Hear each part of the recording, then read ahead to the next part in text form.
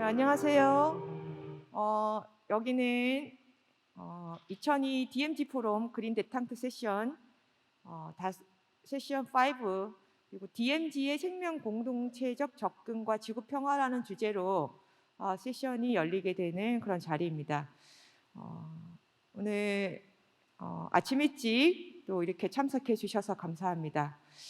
저는 이번 세션의 좌장을 맡은 재단법인 지구와 사람의 지구법 센터장을 맡고 있는 정혜진 변호사입니다.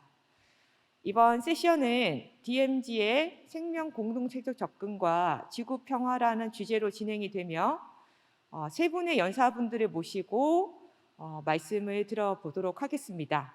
이후 또 세 분의 패널분들과 함께 종합 토론을 진행하고 현장에 계신 참가분들의 질의응답을 진행한 후 마무리 짓도록 하겠습니다. 그럼 첫 번째 발표자를 소개해 드리겠습니다. 첫 번째 발표는 그린 데탕트와 지구 평화라는 주제로 강금실 지구와 사람 이사장님께서 발표해 주시겠습니다. 강금실 이사장님께서는 전 법무부 장관을 역임하셨고 법무법인 원의 대표 변호사를 맡고 계시기도 합니다. 2015년 지식 공동체인 지구와 사람을 창립하셔서 생태계 문명 패러다임의 연구와 전파에 힘쓰고 계시고 2019년부터 본격적으로 자연의 법적 권리를 부여하는 지구법학과 생명 공동체 관점에서 DMZ를 연구해 오고 계십니다. 그럼 강금시 이사장님의 발표를 청해 듣도록 하겠습니다. 박수로 맞아주시기 바랍니다.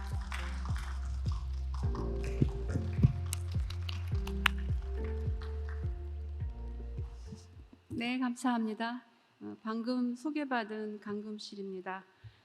지금 사회자께서 소개를 해주셨지만 지구와 사람이라는 단체에서 2018년 판문점 정상회담 이후 파주에서 국제 컨퍼런스를 개최하면서 해마다 강원도 접경지역 평창평화 포럼이라든가 또 그 국제 컨퍼런스를 통해서 DMZ 이슈를 저희 관점에서 연구해 왔습니다. 경기도 DMZ 포럼에는 올해 처음 참여하게 됐는데요. 함께 연구하고 또 토론하고 담론을 함께 만들어갈 수 있는 기회를 주셔서 감사드리고 앞으로 많은 협력과 발전 기대합니다. 오늘의 제 발표는요. 이 포럼이 올해 그 아젠다로 내걸은 그린 데탕트와 연결해서 저희가 지금 제안하는 DMZ에 관한 새로운 시각을 지구 평화라는 개념 용어로 통합을 하면서 몇 가지 얘기를 드릴까 합니다. 논의의 순서이기도 하고 이제 쟁점이기도 한데요. 우선은 이제 그린 데탕트라는 용어가 이번 정부에서도 중요한 정책으로 제안되고 있기 때문에 조금 연역과 개념을 보면서 이 그린 데탕트와 연관해서 지구 평화론을 어떻게 정리할 수 있는지 보고, 그리고 왜 DMZ에서 그린 데탕트 또 지구 평화를 우리가 얘기하는가에 대한 어떤 결론적인 얘기를 지금의 상황, 인류세적 상황, 기후 위기와 연관해서 말씀드릴까 합니다. 그래서 그린 데탕트라는 용어는 다 잘 알고 계시겠지만 국제사회에서 일반화된 용어라고 보기는 어려운 것 같습니다. 2012년에 녹색 기후기금 사무국을 우리나라가 유치하고 이명박 정부 때죠. 지금 이제 이번 정부의 탄소중립위원회 위원장을 맡으신 김상엽 위원장님이 당시 이제 청와대에서 담당하시면서 그린 데탕트라는 용어를 제안하셨던 걸로, 연역은 아직까지는 그 정도로 좀 리서치가 되는 것 같습니다. 그리고 이제 2012년 박근혜 정부에서 그린 데탕트가 공식적인 정책으로 결정이 됐었고요. 그리고 다시 이번 정부에 와서 일반화되고 있습니다. 그 그린 데탕트가 제기되는 그 여건을 보면은 남북 관계가 좋지 않을 때입니다. 사실 왜냐, 그러니까 이렇게 전통적인 안보와 평화 협력이 어려울 때 그 주변적 이제까지는 이제 주변적이라고 할 수 있죠. 환경의 문제 또는 뭐 여러 가지 그 문화적인 또는 사회적인 교류 협력을 통해서 그 평화의 물꼬를 틀어보자는 전략일 수 있겠습니다. 특히 그린 데탕트에서 강조되는 것은 환경의 관점이라고 할 수 있죠. 그래서 이것이 역설적인 측면이 있습니다. 그러니까 상황이 어려울 때 물꼬를 틀기 위해서 제기되는 개념이지만 상황이 어려우면 대화가 끊기고 그린 데탕트도 어렵기 때문이죠. 그래서 지난 그 문재인 정부에서 그 지난해 그 캅 기후 당사국 총회에 가셔서 문재인 대통령도 산림 협력을 제안하셨는데 그린 데탕트죠. 그리고 산림 협력단을 만들고 굉장히 열심히 준비를 했습니다. 그렇지만 그 남북이 아예 지금 단절돼서 진행이 안 되는 걸로 알고 있고, 이번 정부는 그린 데탕트를 통일부에서는 적극적으로 추진하는데 행정안전부에서는 그 그린 데탕트를 위해서 아주 확대 해서 만들어 놓은 산림협력단을 축소하고 있는 것으로 듣고 있습니다. 그런 여러 가지 어려움, 그렇지만 한반도 평화와 남북의 어떤 교류 협력을 위해서는 우리가 뭔가를 해야만 되는 것이고, 그때 이 그린 데탕트의 접근은 역시 상당히 그 바람직하고 그리고 굉장히 그래도 현실적일 수 있다는 좀 얘기를 할 수 있을 것 같습니다. 그런 개념으로 보면은 이제 일반화된 용어는 아닌 것 같다고 말씀을 드렸는데요. 실제 지금의 그 기후위기 상황에서 어제도 삼성전자에서 그 친환경으로 30년 만에 이제 패러다임 전환을 선언하고 환경기술, 재생에너지 하겠다는 선언을 하는 이런 상황에서는 그린 데탕트야말로 우리가 새롭게 심화시키고 넓혀갈 수 있는 굉장히 좋은 평화정책이라고 볼 수 있는 것 같습니다.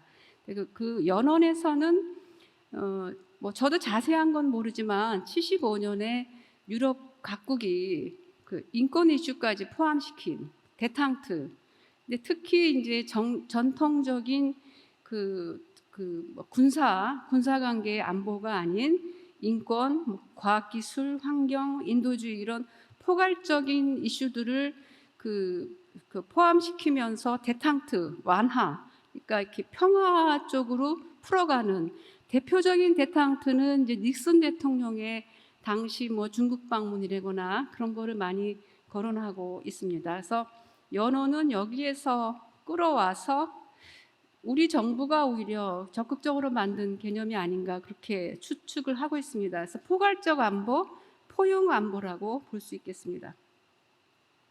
지구와 사람에서는 이제 올해 2월 달에 그 평창 평화 포럼에서 DMZ 평화지대와 그린 데탕트를 다뤄왔습니다. 그리고 다시 이어서 경기도에서 발표하게 돼서 굉장히 좀 기쁘게 생각하는데요. 그때도 그 안병진 교수님 또 김항배 교수님 분들이 이제 그린 데탕트를 제안하셨고, 저희가 그 합의하고 회의하는 과정에서 그린 데탕트가 상당히 우리로서는 키워나가고 발전시켜야 되는 전략이다, 그런 논의들을 같이 나눴던 기억이 있습니다. 추진 목록으로는 이제 그린 데탕트에 대해서 검색을 해보면 말씀드린 것처럼 그 연원인 2012년 전후에서 2013년, 14년까지 한국의 연구기관들에서 연구가 좀 나오다가 조금 중단된 감이 있고요.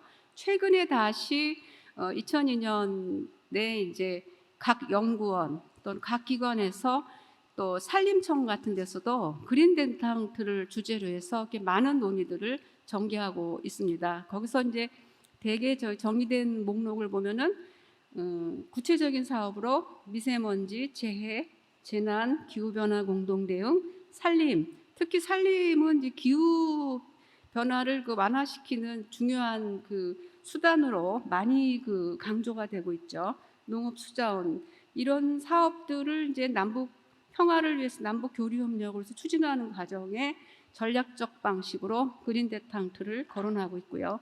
조금 폭넓게 보면은 한반도 동아시아 내에서 남북이 자연재해 공동 대응을 하자거나 기후에 대해서 지역 차원의 협력을 한다거나 그런 환경 공동체라는 표현도 나오고요. 그러니까 뭔가 이 남북이 공동으로 협력하고 대응해야만 하는 지구적 주제를 큰 주제로 해서 함께 연결하고 협력해 나가는 포괄적 안보라고 볼 수 있겠습니다. 근데 지금 이제 말씀드린 것처럼 그린 대탕트의 정책적 전략은 있는데 그런데 이게 이제 기초가 되는 논의가 뭐냐에 대해서는 좀 우리가 연구도 하고 발전시킬 필요가 있지 않겠느냐. 그래서 이제 저희가 이번 발표에서 지구 평화를 내세웠는데 지구 평화라는 관점을 이제 설명을 드리면서 그린 대탕트의 배경으로 또는 적극적인 이론 구축의 방법론으로 말씀을 드릴까 합니다.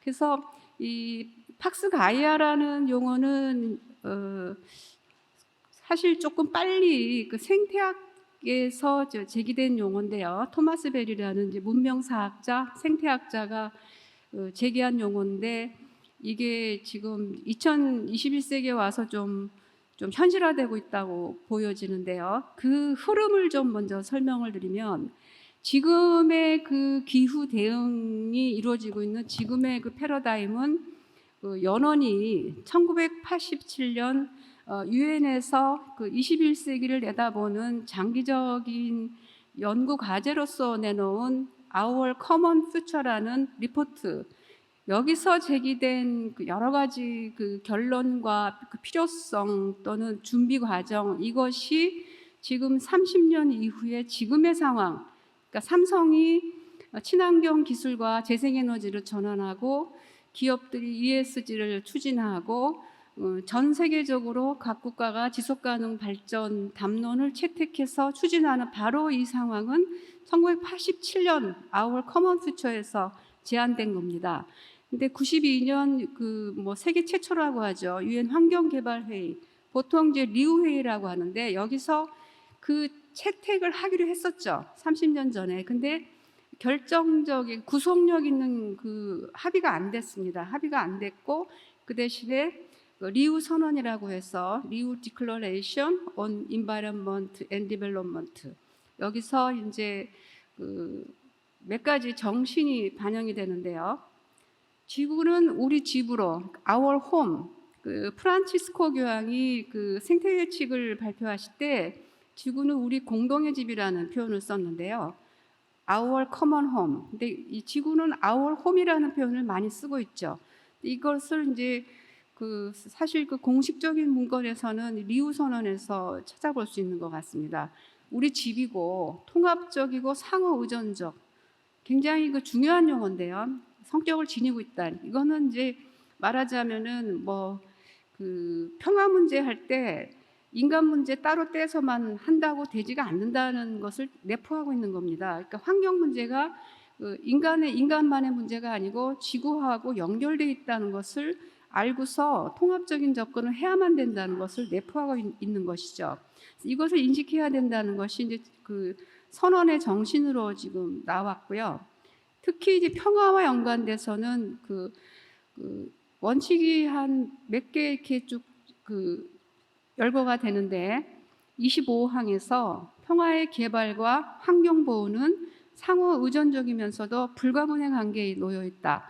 그러니까 평화와 발전과 환경을 연결시키는 개념이 이제 등장을 합니다. 이건 보통 환경, 평화, 발전의 넥서스라고 해서 지금의 이제 평화 이론에서는 이제 일반화되고 있고요. 지구와 사람에서는 2020년도에 유엔 사회개발연구소하고 환경평화발전 넥서스에 관한 접경지역 회의를 한 적이 있습니다. 그래서 바로 이 표현, 지금 이제 그린 대탕트에서도 항상 밑에 깔려 있는 거는 지속 가능 발전입니다. 상호 성장하고 상호 발전하면서 그 평화를 이룰 수 있는 방법으로 그린 대탕트가 제기되는데, 바로 이 조항이 어떻게 보면은 그린 대탕트의 정신이 반영돼 있고, 여기서 우리가 그린 대탕트의 개념을 끌어올 수가 있다는 것이죠.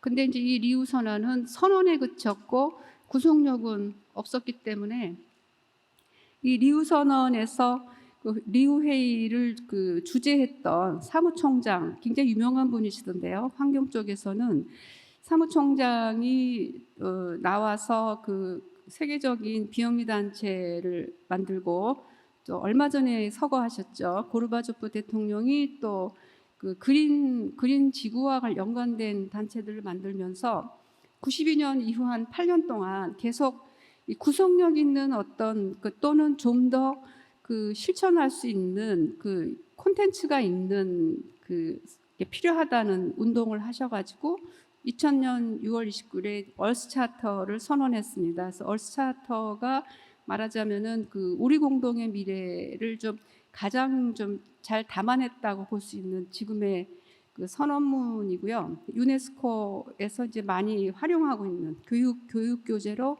많이 활용하고 있고, 이제 많은 그 민간 영역들이 지금 그 여기 가입하고 있고 활동을 하고 있는데, 조금 설명을 드리면, 여기 헌장 전문에서 그 다만 이제 차이가 있다면은 아월 커먼홈은 UN의 보고서고 얼스 찰터는 이제 비영리 기구의 아직 유엔이 채택한 보고서는 아닌 것이죠. 원 얼스 커뮤니티라는 표현이 나옵니다. 하나의 지구 공동체.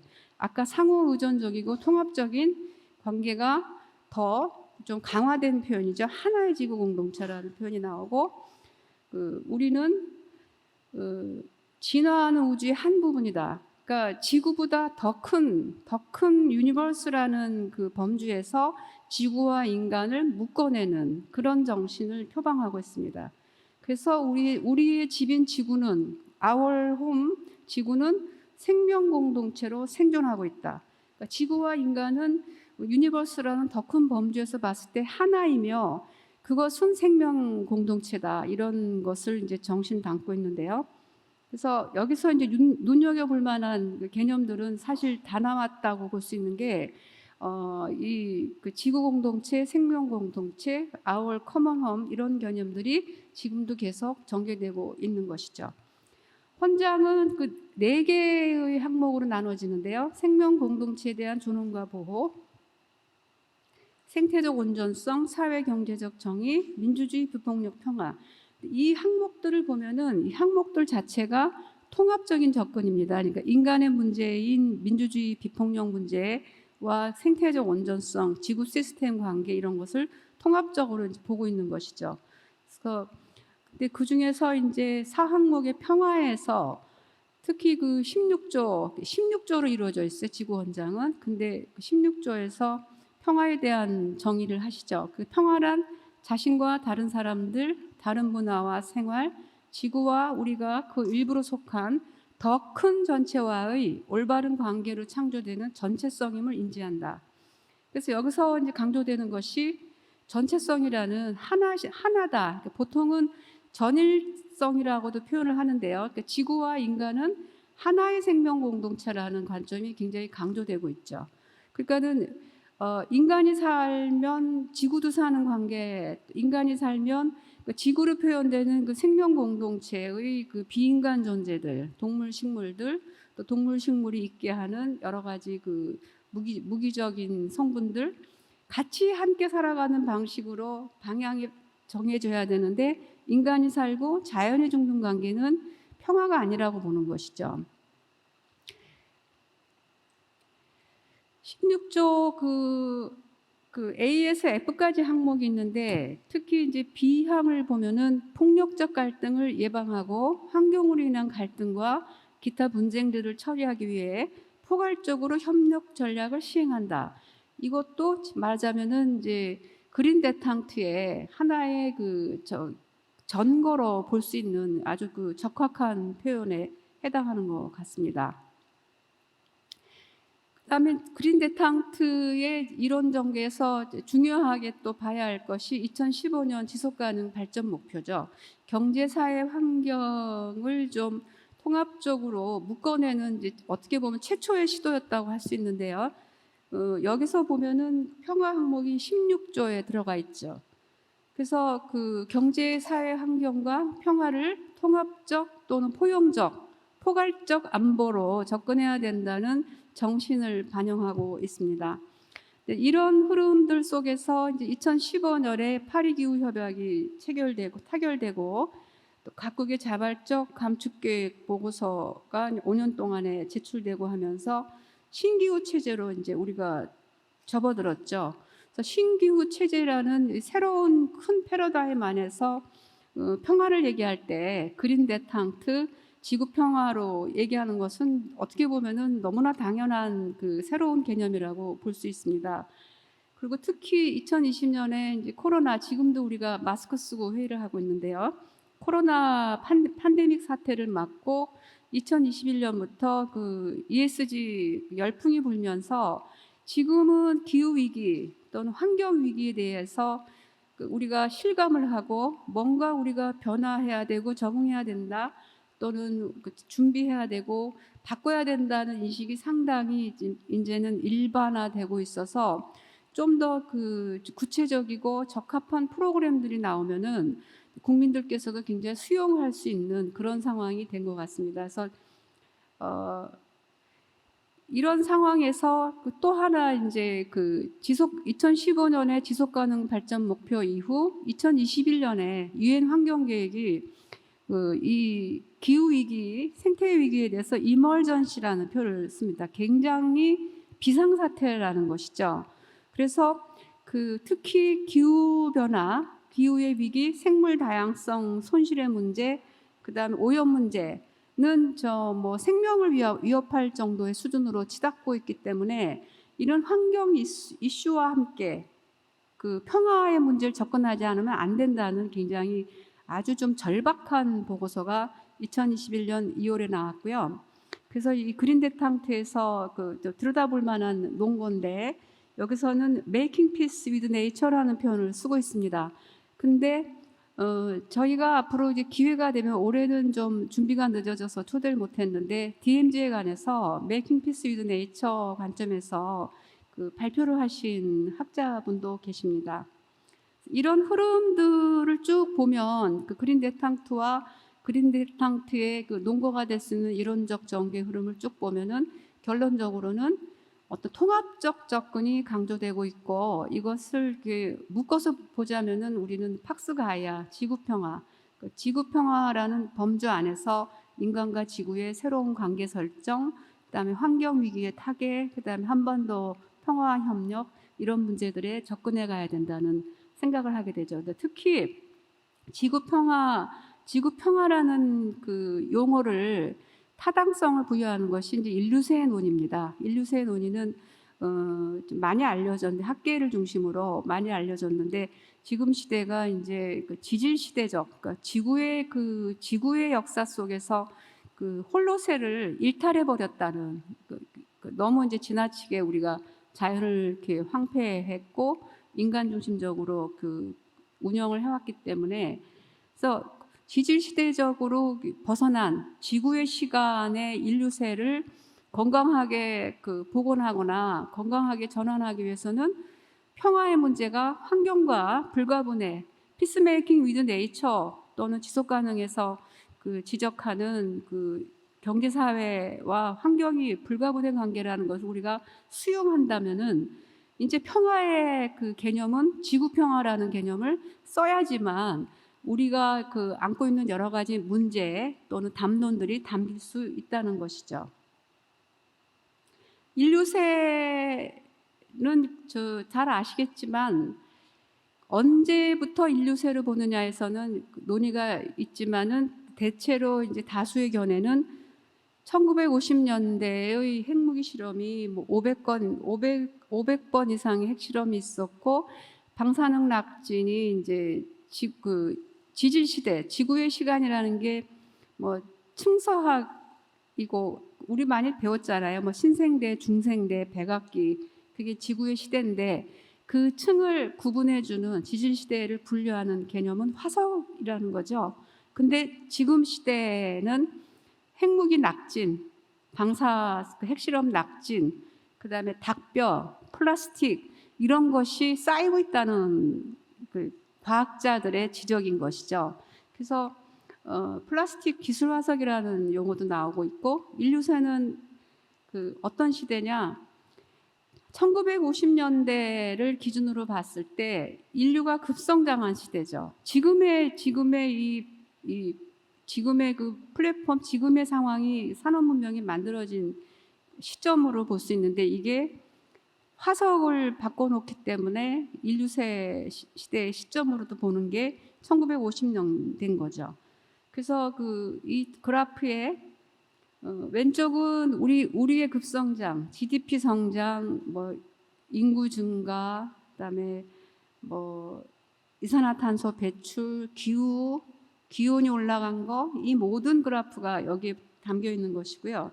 이와 정비례해서 빙하가 녹고 해수면이 올라가고 대기권에 그 이산화탄소가 쌓이고 그런 그 변화도 마이너스적인 변화도 얼스 시스템 그 오른쪽 그래프처럼 정비례해서 바뀌었기 때문에 지금 이 그래프의 마지막이 이제 2010년까지 나와 있는데요. 지금 2020년에 와서 이 상황이 달라졌나 또는 이 그래프가 급격 증가세를 멈추고 내려가기 시작했는가? 그렇지 않다는 것이죠. 코로나가 발생했던 2020년에 약간의 이산화탄소 배출이 좀 줄다가 다시 그러니까 약속은 했어요. 그 파리기후협약에서 20년까지 우리 이렇게 감축할게 약속은 했는데 실천이 되고 있는가? 그렇지 않다는 이제 우려가 많이 나오고 있죠. 그래서 이런 오늘 제가 말씀드린 그 그린 데탕트의 그 정책적 전략 개념, 그 이론적 구축을 위해서 필요한 그 지속가능 발전 또는 지구 평화론에서 봤을 때 여기 왜 DMZ에서 이 논의가 모여질 수 있는가? 아마도 지금 그래서 DMZ구나 하는 생각이 좀 드실 것 같아요. 1950년대 인류세가 기점이라고 하는데 DMZ가 언제 형성됐냐면은 너무나 절묘하게 1953년인 걸로 알고 있거든요. 그쯤 됐죠? 1953년. 그러니까 막 인류세로 접어들어서 급성장하는데 DMZ는 사람의 출입을 금지함으로써 자연이 계속 자연만의 공간으로 남게 된 인류세 시점과 겹치고 지구 평화의 관점에서 굉장히 관찰 대상인 것이죠. 사람들이 그 경제 성장을 하지 않은 그 공간이 어떻게 변했는가는 엄청난 아마 지금 세계에서 이런 공간이 지금 없기 때문에 해외에서는 DMZ에 대한 관심이 굉장히 높고 오늘 또 발표에 참가하시는데 카이스트 인류세 센터에서도 DMZ의 주목을 그쵸 김주수 선생님 하고 있는 이유가 왜 DMZ인가? 우리가 논의하는 그린 데탕트, 지구 평화, 인류세 기후 위기에 이런 공간이 없는 거예요. 근데 이 70년 동안에 이 공간이 굉장히 그 자연의 자생성을 많이 보여주고 있다는 거죠. 알아서 습지가 발생하고 알아서 변하고 물론 폐쇄된 공간으로서의 그 결함도 같이 갖고 있다는 거죠. 그렇지만 한반도의 동식물의 42% 가까운 그 종이 DMZ에 있다는 걸 보면은 여기가 지금 우리 한반도의 자연 상황에서 얼마나 중요한 공간인지 알 수가 있고요. 그리고 이 공간은 그 인류세와 그 지구 평화 그린 데탕트의 관점에서 대단한 그 실험과 연구 대상이며 한편으로는 여전히 그 남북의 군사적 긴장이 또 국제적인 관여 지금 상황이 그대로 반영되어 있는데 53년, 70년 전에 유엔, 중국, 미국, 소련이 다 와서 여기서 협의하고 이 공간에서 긴장을 유지하면서 그 사이에 사람들이 안 하니까 자연은 또 스스로 자기 공간을 만드는 이 70년의 과정이 지금 2020년에 돌아보면은 상황이 바뀌었는가 하는 질문을 할 수 있는 거죠.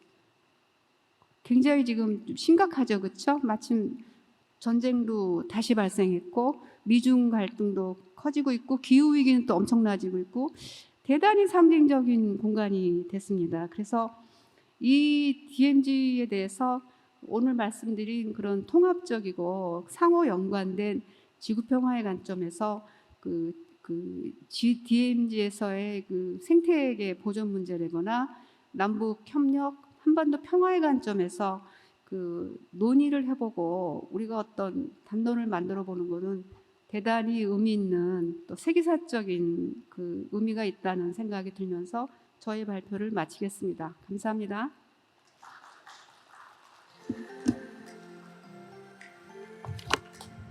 네, 강금시 이사장님의 발표 대단히 감사합니다. 저희 세션의 그 주제인 DMZ의 생명 공동체적 접근과 지구 평화가 어떻게 연관이 되는지 1987년 우리 공동의 미래에서부터 큰 그림으로 그려주셨습니다. 다음은 이제 자연스럽게 인류세와 지구 평화로 이어지게 되는데요. 다음에 모실 연사님은 한국과학기술연구원 인류세 연구센터 연구원으로 일하고 계시는 김준수 연구원이십니다. 김준수 박사님께서는 사회학과를 졸업하셨는데 카이스트 과학기술정책대학원에서 박사를 수료하시고 지금 인류세 연구센터에서 국가와 자연의 관계성에 대해서 활발히 연구하고 계십니다. 오늘 발표하실 주제는 경계를 통해 생각하기라는 주제입니다. 그럼 박수로 김준수 연구원님을 모시겠습니다. 네, 안녕하세요. 소개받은 김준수입니다.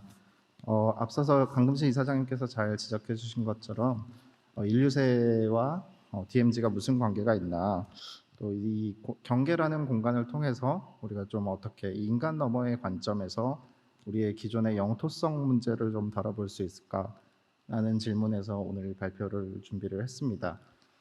특히 이제 저는 이제 국가와 자연의 관계에 대한 연구들을 해 왔었는데요. 특히 이제 국가가 어떤 행위성을 가지고 어떤 공간을 만들어가는 과정들에 대해서는 굉장히 연구가 많이 되어 왔는데, 오히려 이제 비인간 행위자들이 국가의 영토성을 어떻게 만들어 왔는가라는 질문에 대해서 우리 DMZ를 통해서 이런 사고를 어떻게 확장할 수 있을지 제가 했던 연구 사례들과 또 지금 하고 있는 연구 사례들을 몇 가지를 소개를 하고자 합니다.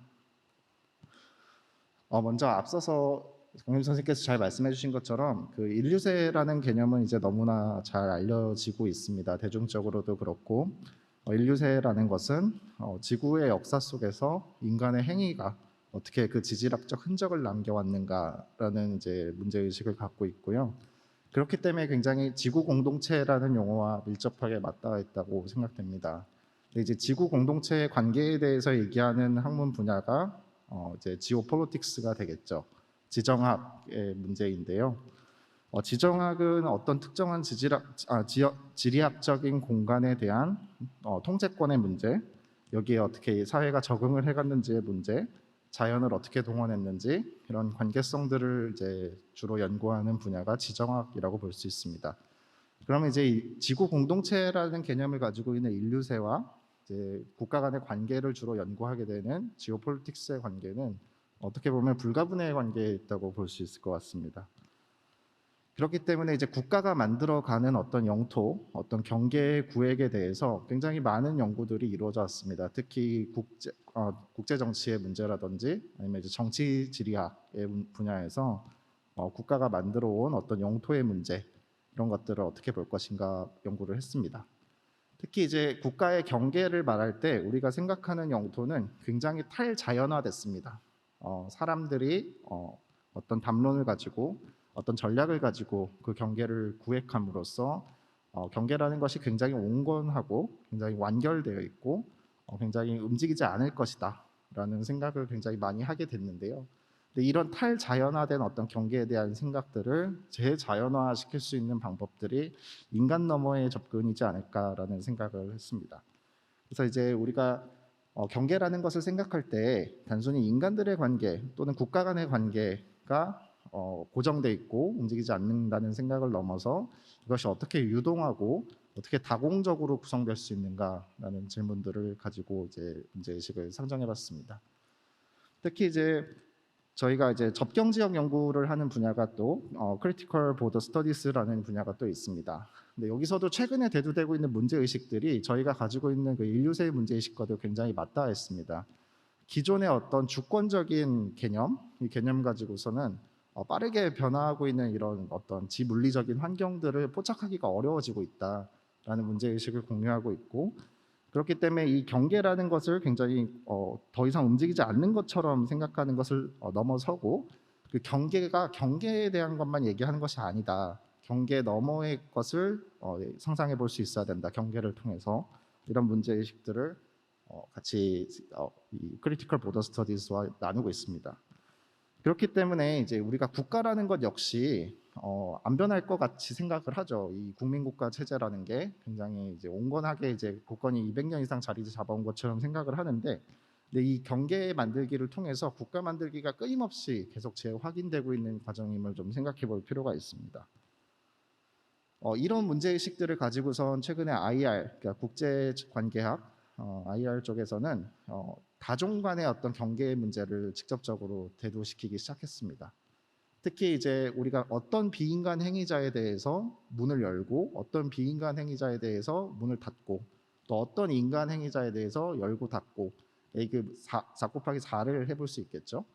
그러면은 이제 우리가 어떤 의도성을 가지고 어떤 것은 들어오면 안 되고 어떤 것은 들어올 수 있고 라는 문제를 생각해 볼 수 있을 것 같습니다. 인간에 대해서는 마찬가지로 이제 마이그레이션의 문제라든지 레퓨지의 문제 같은 것들이 대두가 될 수 있겠고, 논휴먼에 대해서 좀 생각을 해보면은 방역 체제나 아니면은 검역 이런 것들을 좀 생각해 볼 수 있죠. 그래서 우리가 어떤 것을 열고 어떤 것에는 닫고 했는지를 생각함으로써 이 경계라는 접경이라는 공간을 조금 더 다종적으로 생각해 볼 수 있는 틀이 만들어질 것 같습니다. 마찬가지로 이제 그 국가의 어떤 시큐리티 문제가 결부될 수밖에 없을 텐데요. 근데 이 IR 학자들이 가지고 있는 관점은 기본적으로 이제 생태학적인 것 그 자체가 안보의 문제를 수반하고 있다고 생각을 합니다. 그렇기 때문에 그 안보라는 문제에 생태 문제가 결코 이제 떨어질 수 없는 문제라고 생각을 하고 있고, 우리가 어떤 실천들을 통해서 이 생명 정치를 만들어가고 있는가, 이런 문제들을 좀 고민을 같이 해보면은 이 보더랜드라는 것이 어떤 이제 다종 관계 속에서 형성되고 만들어져 왔는지 또 만들어지고 있는지, 이런 문제 의식들을 좀 환기시켜 볼 수 있을 것 같습니다. 그래서 DMZ를 좀 다공적인 공간으로 바라보자라는 게 이제 제 주장이자 관점인 것 같은데요. 앞서서 이제 저희 개막식에서도 최재천 선생님께서 그 온대 지방에 이렇게 이제 인간의 손이 닿지 않는 공간이 세계적으로 흔하지 않다, 그 자연적 가치가 굉장히 크다라고 말씀을 해주셨는데, 이건 저는 다분히 이제 생태학자의 관점이라고 생각을 합니다. 근데 이제 저와 같이 정치 생태학자들의 입장에서는 과연 우리가 이거를 그냥 퓨어 네이처 혹은 언터치드 네이처 아니면 프리스틴, 굉장히 고결한 그런 자연으로만 바라보는 게 과연 정당한 관점일지 좀 문제의식이 좀 제기될 필요가 있을 것 같습니다. 인간과 비인간의 관계성 속에서 DMZ를 살펴보면은 자연이라는 것을 우리가 뭘로 생각하고 있는지 좀 생각해 볼 필요가 있을 것 같습니다. 굉장히 인간과 단절되어 있고 윌드니스고 야생이고 이런 것으로만 생각을 할 텐데요. 근데 이것을 넘어서 인간과의 관계성 속에서 이게 이 공간이 어떻게 만들어져 왔는지를 좀 생각을 해보면은 이 자연이라는 것을 굉장히 탈낭만화 시킬 수 있을 거라 생각합니다. 굉장히 지켜야 될 것, 소중한 것, 인간의 손이 닿지 않는 것, 이런 담론들에 대해서 조금 챌린지를 해볼 수 있을 것 같은데요. 그렇게 보면은 이제 인간과 어떤 사회의 관계, 인간과 자연의 관계, 사회와 자연의 관계, 이런 것들을 통해서 우리 DMZ가 굉장히 다공적으로 구멍이 많게 만들어져 있고, 우리 인간이 접근하기 어려웠다라는 생각들을 좀 뛰어넘어서 인간들과의 어떤 관계성 속에서 이거를 좀 공간을 재편해 볼 수 있을까, 이런 고민들을 해볼 수 있는 것 같습니다. 이를 위해서 좀 월경하는 경계를 넘어서는 물질들의 이동의 역사를 좀 추적하는 과정들이 필요한 것 같고요.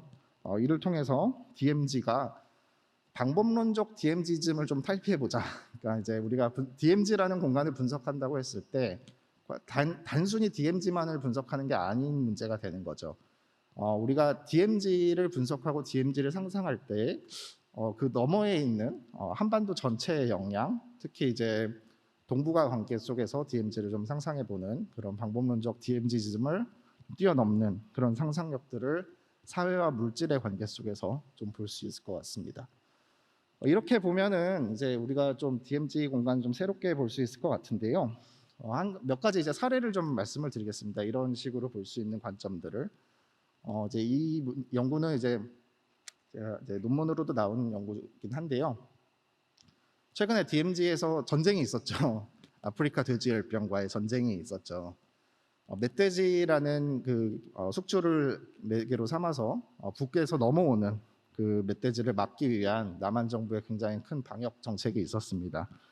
굉장히 성공적으로 진행이 된 것 같았습니다. 남한에서는 굉장히 많은 경계구역을 새롭게 설정하고 또 이제 집중 관리 구역을 설정하고 군대를 동원을 했고 여기서 이제 북에서 내려오는 돼지들을 막아라라는 담론과 정책적 수행들이 있었습니다. 마찬가지 이제 군사 작전에 준하는 그런 이제 방역망의 작동이 있었죠. 역시 이제 경계라는 것도 새롭게 설정하게 되는 재영역화의 과정이 있었습니다. 이제 국가의 이런 활동들이 과연 그 의도대로 작동을 했는가 보면은 멧돼지가 가지고 있는 그 바이러스의 특징, 아프리카 돼지열병이 가지고 있는 바이러스의 특징들은 굉장히 다종적으로 확산될 수 있습니다. 이 바이러스가 단순히 멧돼지와 관계를 맺은 게 아니라 굉장히 토양이라든지 아니면 물이라든지 사체라든지 분변이라든지 또는 파리 같은 존재들과의 관계를 통해서 확산될 수 있는 물질성을 갖고 있었거든요. 이렇기 때문에 이런 물질성을 발휘해서 국가가 설정하고 재설정한 그런 이제 방역망들을 쉽게 넘어설 수 있었습니다. 마찬가지로 멧돼지가 그 자체가 가지고 있는 이동성도 무시할 수가 없었죠. 이런 이제 다종적인 관계성 속에서 어떤 물질의 이동이나 물질의 움직임을 좀 포착을 해보면은 우리가 알고 있고 상정하고 있는 그 경계의 의미가 좀 달라질 것 같습니다. 그리고 방역망은 생각보다 쉽게 뚫려왔죠. 지금도 이제 계속해서 강원도 쪽으로 해서 이 문제가 확산되고 있습니다. 마찬가지로 또 유동하는 물질, DMZ를 유동하는 물질 중에는 지뢰 얘기를 또 빼놓을 수가 없을 것 같습니다. 또 많은 이야기들이 나오고 있고 장마나 홍수가 있을 때마다 굉장히 많은 지뢰들이 유실되고 사건 사고를 일으키고 있죠. 이런 이제 접경에서 이동하는 물질들, 이런 것 위험한 물질들이죠. 이런 물질들을 좀 포착하고 이해하는 게 이 DMZ 공간을 새롭게 볼 수 있을 것 같습니다. 또 마찬가지로 이제 접경 지역 해안가를 중심으로는 또 우리가 보내는 물질들도 있죠. 북으로 보내고자 하는 물질들도 있고 이런 활동들을 하시는 분들도 계시죠. 이제 또 최근에 북에서 이제 또 내려온 그 어린아이의 사체가 한강에서 발견되기도 했었고 또 이제 산불이라는 게 매개가 돼서 이 접경 지역에서 굉장히 많은 물질들이 이동시키고 있습니다. 특히 이제 이 산불 같은 경우에는 우리가 마음대로 헬기를 또 띄울 수가 없기 때문에 유엔사 통제를 받기 때문에 이제 이 접경이라는 공간이 한 국민국가의 어떤 주권성에 점철된 것이 아니라 또 여러 가지 인간 행위 주체들이 또 관리하고 있음을 보여주고 이런 산불을 매개로 해서 남북 간의 새로운 지오폴리틱스가 만들어지기도 하는 것 같습니다. 특히 이제 2022년에 처음 문을 열었던 남북 산림협력센터 같은 경우가 좀 대표적이겠죠. 그런데 이제 코로나 상황을 좀 보면은 북한이 가지고 있는 그 사회적 또는 국가적인 방역망의 취약성, 코로나에 대한 취약성이 오히려 그들이 가지고 있는 물질적인 감각을 더 예민하게 만드는 것 같습니다. 북에서는 남한에서 보낸 이 삐라가 코로나를 옮겨왔다라는 주장을 한참 해왔죠.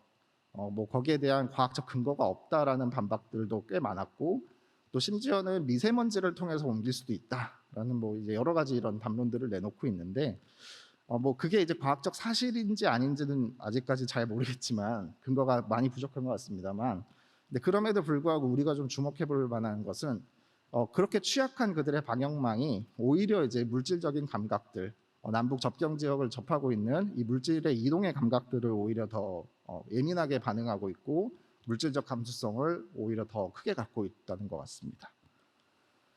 거기에 더해서 이제 굉장히 많은 종들이 남북 남북의 어떤 경계를 사이에 두고 이동을 하고 있습니다. 두루미나 제두루미나 흑두루미 이들이 가지고 있는 이동성을 트래킹을 해보면은 동북아의 어떤 리저널 스케일에서 이제 이들의 이동성을 또 보여줄 수 있고, 이들이 가지고 있는 어떤 경계나 영토적 감각들은 인간 사회가 가지고 있는 것과는 또 굉장히 다른 그런 모습들을 보여줍니다.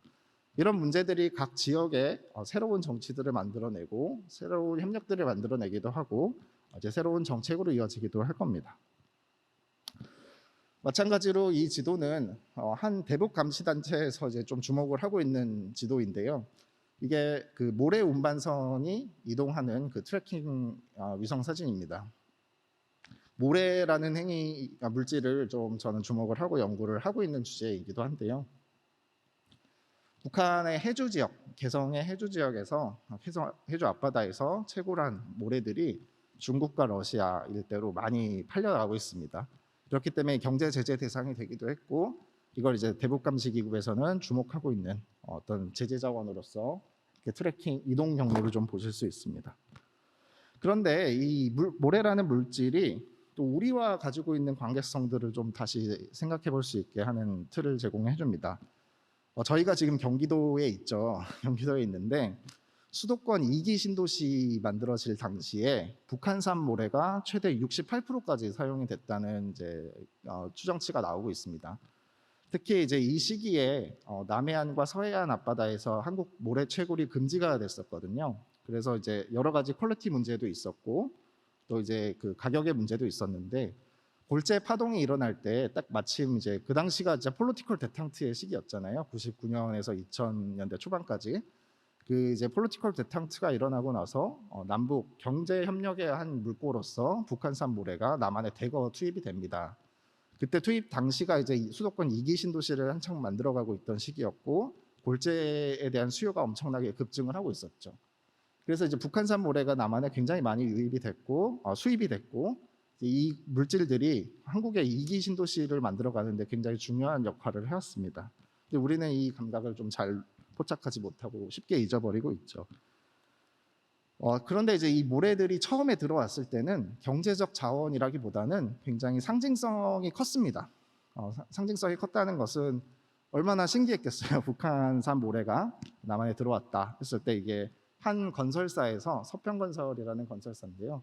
이 건설에서 처음 들여왔을 때 이 모래를 그냥 1kg씩 포대에 담아서 실향민들한테 나눠주기도 했었어요. 이런 점들을 볼 때 굉장히 상징성이 훨씬 큰 물질이었죠. 이 당시에 우리가 가지고 있는 북한의 물건, 북한의 물질 이런 것에 대해서 가지고 있는 느낌들이 굉장히 이제 상징적인 정치가 훨씬 컸다라고 보시면 좋을 것 같습니다. 그런데 이제 아까 말씀드렸던 수도권 2기 신도시 개발이 시작되면서 경제적 자원으로 활용되기 시작했습니다. 이 지도는 모래 물동량의 어떤 분포를 보여주는 매핑인데요. 2008년 당시가 이제 북한산 모래가 피크를 쳤고 2009년에 이제 북한 핵실험이 있은 다음에 이제 경제 제재가 시작되면서 우리도 수입을 중단했습니다. 그래서 2008년 당시에 어디로 이제 북한 모래가 제일 많이 들어왔었나를 보면 인천항이 제일 많이 들어왔고요. 인천항에서 들어온 모래가 이제 화성시로 제일 많이 공급이 됐었고, 화성시에 있는 시멘트 회사들로 제일 분포가 많이 됐습니다. 2순위 역시 평택항이었는데 평택항도 역시 마찬가지로 화성이랑 용인으로 모래를 많이 보냈습니다. 앞서서 또 개막식 때 경기도지사님께서 말씀을 하셨죠. 경기 북부에 대한 어떤 지속 가능한 발전 모델이 DMZ를 통해서 가능할 것이다라는 담론을 제시해 주셨는데, 조금 더 이제 우리가 DMZ라는 공간이 단순히 DMZ만을 상징하지 않는다라고 했을 때, 방법론적 DMZ즘을 넘어섰을 때 경기 남부를 비롯해서 이 한반도와 맺고 있는 이 물질적인 관계들을 좀 생각해 보면 좋을 것 같습니다. 특히 이제 우리가 단순히 경계라는 것을 그 경계 그 자체만을 얘기하는 게 아니라 남북 관계 전반 혹은 이제 한국의 어떤 발전주의 도시와의 그 맥락, 이런 것들과 어떤 관계 속에서 물질의 이동이 있었는지 이런 것들을 좀 고민해 보면 좋을 것 같습니다. 네, 결론을 내겠습니다. 이제 인류세의 어떤 공간에 대한 새로운 상상력과 영토적인 어떤 상상력, 이런 것들이 좀 중요해지는 시기인 것 같습니다. 특히 이제 접경이나 영토, 국민국가 그 자체의 어떤 개념 또는 도시의 경계에 대한 여러 가지 새로운 관점들이 좀 대두될 수 있을 것 같은데요. 이런 이제 관점들은 남북 관계에서 어떤 물질들이 어떻게 엮여 있었는가라는 것을 생각함으로써 좀 상상해 볼 수 있을 것 같습니다. 제가 제일 좋아하는 단어 중에 그 베리게이트라는 단어가 있어요. 베리게이트. 이것을 이제 한국어로 하면은 얼룩덜룩이거든요. 얼룩덜룩한 어떤 물질적인 관계들. 이 지도는 우리가 알고 있는 경계의 개념을 완전히 흐트러 버립니다. 이게 지질 지도거든요. 한반도를 구성하고 있는 지질도인데 우리가 생각하고 있는 어떤 정치적인 지질도 아니면 행정적인 지도 이런 것과 굉장히 다른 모습을 가지고 있죠. 이제 한반도라는 공간을 좀 생각해 볼 때, 특히 이제 이 DMZ라는 접경 지역을 통해 생각해 볼 때, 좀 여러 가지 경계들, 물질이 만들어낸 경계들, 혹은 동식물이 만들어낸 경계들, 이런 경계들의 사유 속에서 우리 공간을 좀 새롭게 볼 수 있을 것 같습니다. 마찬가지로 우리가 이제 경계, 영토라는 것을 방법론적 단종주의, 한 가지 종을 통해서 모든 것을 설명하고자 하는 그런 방식들을 좀 지향해야 될 것 같습니다. 마찬가지로 아까 잠깐 보여드렸던 멧돼지, 아프리카 돼지열병도 우리가 멧돼지만 잡으면은 이 문제를 해결할 수 있을 것이라는 생각을 굉장히 강하게 갖고 있었습니다. 그래서 멧돼지를 죽이는 데만 열중을 했는데요. 근데 실제로는 이 바이러스가 가지고 있는 물질성은 멧돼지를 훨씬 넘어서는 관계들을 맺고 있었고, 그렇기 때문에 우리 방역망이 구멍이 날 수밖에 없었죠. 그런 이제 방법론적 단종주의, 방법론적 DMZism 이런 것들을 좀 넘어서 영토성을 좀 새롭게 고민해 보면 좋을 것 같습니다. 그러기 위해서는 이제 비인간 행위자들이 인간과 어떻게 관계를 맺고 있었고 비인간의 정치와 그들의 이동성을 연구하는 게 좀 필요할 것 같습니다. 이런 비인간들의 시선으로 우리 한반도 분단 체제를 좀 다시 고민해 보면은 우리가 기존에 알고 있었던 이제 남북의 어떤 군사적인 긴장 혹은 이제 평화 이런 이제 단순한 이분법적인 관계가 아니라 물질들을 통한 남북 관계를 새롭게 볼 수 있는 그런 시선들이 열리는 것 같습니다. 다종적인 관계성 이를 통해서 우리가 새로운 역사, 새로운 정치, 새로운 상징, 새로운 물질들을 드러내고 찾아내는 게 좀 필요한 작업이지 않을까 생각합니다. 그리고 이런 관점들이 새로운 경계를 만들어내기도 하고 기존의 경계를 또 해체하기도 하는 그런 관계에 있음을 좀 생각해 보면 좋을 것 같습니다. 이상으로 발표를 마치겠습니다. 네, 아주 흥미로운 발표 잘 들었습니다.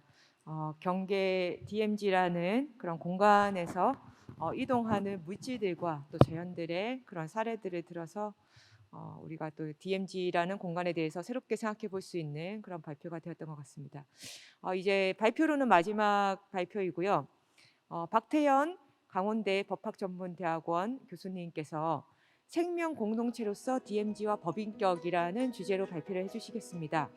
박태현 교수님은 환경시민단체에서 환경 전문 변호사로 활동하셨고 지구와 사람 지구법센터에서 인간 중심주의를 넘어서 지구 중심적 관점에서 법 체계를 바라보는 그런 연구를 활발히 하고 계십니다. 그럼 박태영 교수님을 박수로 모셔보겠습니다.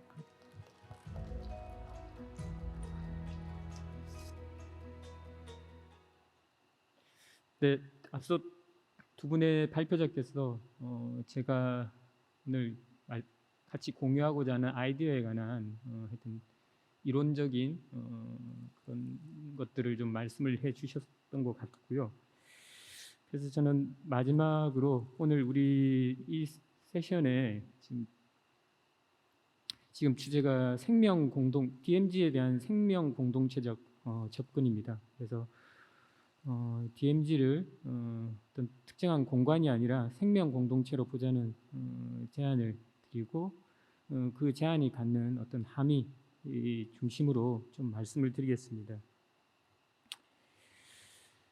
예, 종래 DMZ에 관한 논의는 DMZ를 어떤 특정한 지역적 공간으로 바라보는 거죠. 그래서 그 공간을 분할하고 구역 설정하고 재배치 통해서 어떤 그 이용과 보전 방안을 수립하고자 하는 그런 내용 중심이었습니다. 물론 이러한 어떤 DMZ를 통한 구현 가치는 고귀한 것들이죠. 남북한 평화 공존이라든지 아니면 경제적인 공동 번영 그리고 생태 보전성 이런 가치들입니다. 우리가 지금까지 추구했던. 하지만 이제 이 DMZ를 그런 공간이 아니라 생명 공동체로 바라보자. 말하자면 인간과 비인간 존재들로 구성된 살아있는 시스템으로 전체적이고 통합적인 어떤 그러한 공동체로 바라보자라는 겁니다. 이 DMZ를 공간이 아니라 이렇게 생명 공동체로 바라볼 때는 말하자면 이러한 공동체의 어떤 장기 존속 그리고 번영 이런 것들이 이제 핵심 목적이 될 겁니다. 그리고 우리가 이 DMZ, 우리 인간이 DMZ에 접근할 때 이러한 우리의 행위가 다른 비인간 공동체 성원 그리고 공동체 자체에 미치는 그러한 영향 이런 것들을 이제 고려를 하게 될 것입니다. 이처럼 이제 DMZ를 생명 공동체로 바라보자고 하는 이러한 제안은 사실 자연에 대한 우리의 관점의 변화가 전제가 되어야 됩니다. 이과 관련해서는 이미 이제 이 지구를 이 살아있는 시스템으로 보자. 이거는 비단 이제 그 과학 시스템의 하나의 그 말하자면 과학의 제안이고 또한 이제 이 모든 살아있는 존재의 집으로 보자라고 하는 것은 좀 인문학적인 관점에서 어떤 그 밖에 뭐 종교라든지 철학 관점에서 이렇게 지구를 이렇게 보자라는 겁니다. 말하자면 이러한 과학과 윤리, 종교적 이런 여러 가지 관점이 섞여 들어가면서 통합되면서 결국 지구를 하나의 살아있는 시스템이자 모든 살아있는 존재의 집으로 보자라는 것으로 이제 수렴되는 것 같습니다. 자연에 대한 우리의 이러한 관점을 이렇게 변화시키고 DMZ를 생명 공동체로 보자라고 하는 것은 결국 이 법의 관점에서 보자면은 말하자면 하나의 어떤 법적 실체로 인정을 하자는 겁니다. 그럼 이러한 그 실체로서의 DMZ, 실체로서의 자연을 우리 법 체계에서 받아들이는 방법은 무엇인가? 그게 그 핵심 장치가 바로 법인격의 부여이고 또 자연의 권리 인정입니다. 그래서 이 법인격과 자연의 권리라는 이야기들을 지금 최근 들어 쭉 하고 있습니다. 말하자면 이제 이 자연이 가진 본래 가치를 가진 고유한 실체로 보고 우리 인간이 자연과의 관계를 다시 형성해야 된다라는 의미를 함의하고 있습니다. 자, 이렇게 보면 이제 이 DMZ를 생명 공동체로 보고 법의 관점에서 하나의 실체로서 거기에 이제 법인격을 부여하자라고 하는 것이 오늘 제가 드리고자 하는 사실 핵심 아이디어입니다. 핵심 제안이고요. 그 이것 관련해서 이 앞으로 이제 DMZ 보전과 관련해서 법적으로 가장 큰 걸림돌이 하나 예상되는 문제가 있는데 다들 아시겠지만 바로 이 DMZ 토지 소유 관계입니다. 이 토지 소유 관계를 적절히 다루지 못하면은 굉장히 이 전체론적이고 통합적인 어떤 DMZ 관리가 굉장히 어려워질 수 있습니다. 그래서 저는 이 DMZ를 사실 공간 개념으로 본다라고 하면 굉장히 이제 소유 관념으로 우리가 접근을 하게 될 텐데 만약 DMZ를 하나의 어떤 법적 실체로 생명 공동체로 바라보게 된다면 이러한 소유 개념, 이 소유 문제를 적절히 규율할 수 있는 우리 어떤 이론적인 기반이 저는 창출될 수 있다라고 생각합니다. 그런 점에서도 이 DMZ를 단순한 공간이 아니라 하나의 어떤 생명 공동체로 보자라고 하는 어떤 이 제안에 좀 잠재적인 함의가 있다라고 저는 생각을 합니다.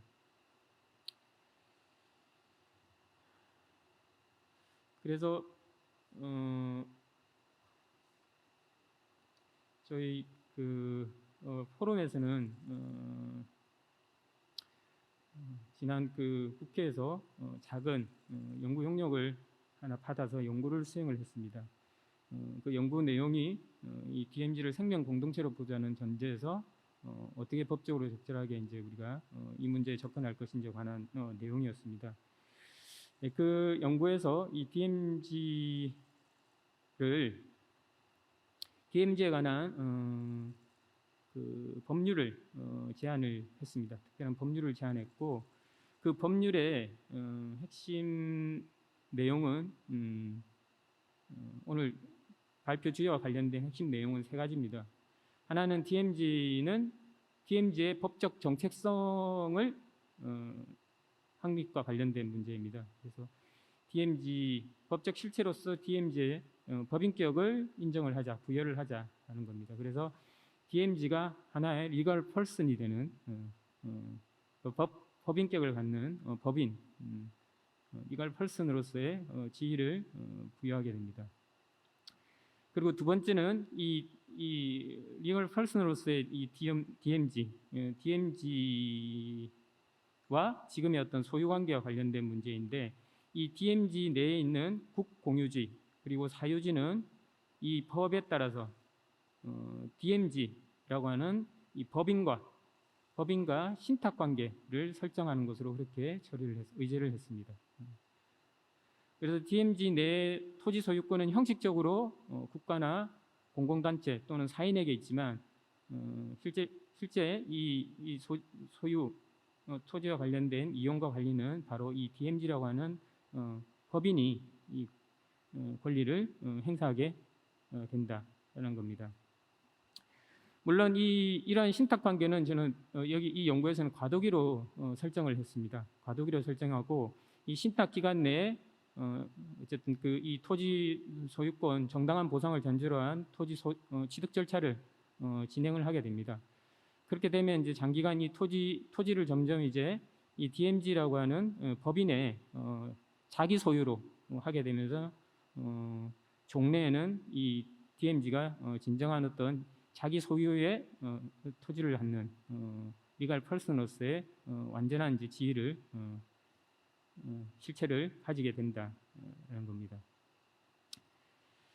그리고 마지막 세 번째 문제는 이제 이 DMZ가 법적 실체로서 법인격을 가지고 있지만 말하자면 행위성의 문제는 결여되어 있습니다. 그렇기 때문에 결국 이건 레프리젠테이션이라고 하는 대표의 문제가 대두가 되게 됩니다. 그래서 이 대표의 문제로서 결국 거버넌스 문제를 우리는 고려를 해야 되고 이 거버넌스로서 DMZ 이 법인의 실제 의사를 결정을 하고 이 DMZ의 이익을 위해서 활동할 수 있는 거버넌스 체계로서의 어떤 이사의 구성을 제안을 하고 있습니다. 그리고 그 설립되는 이사의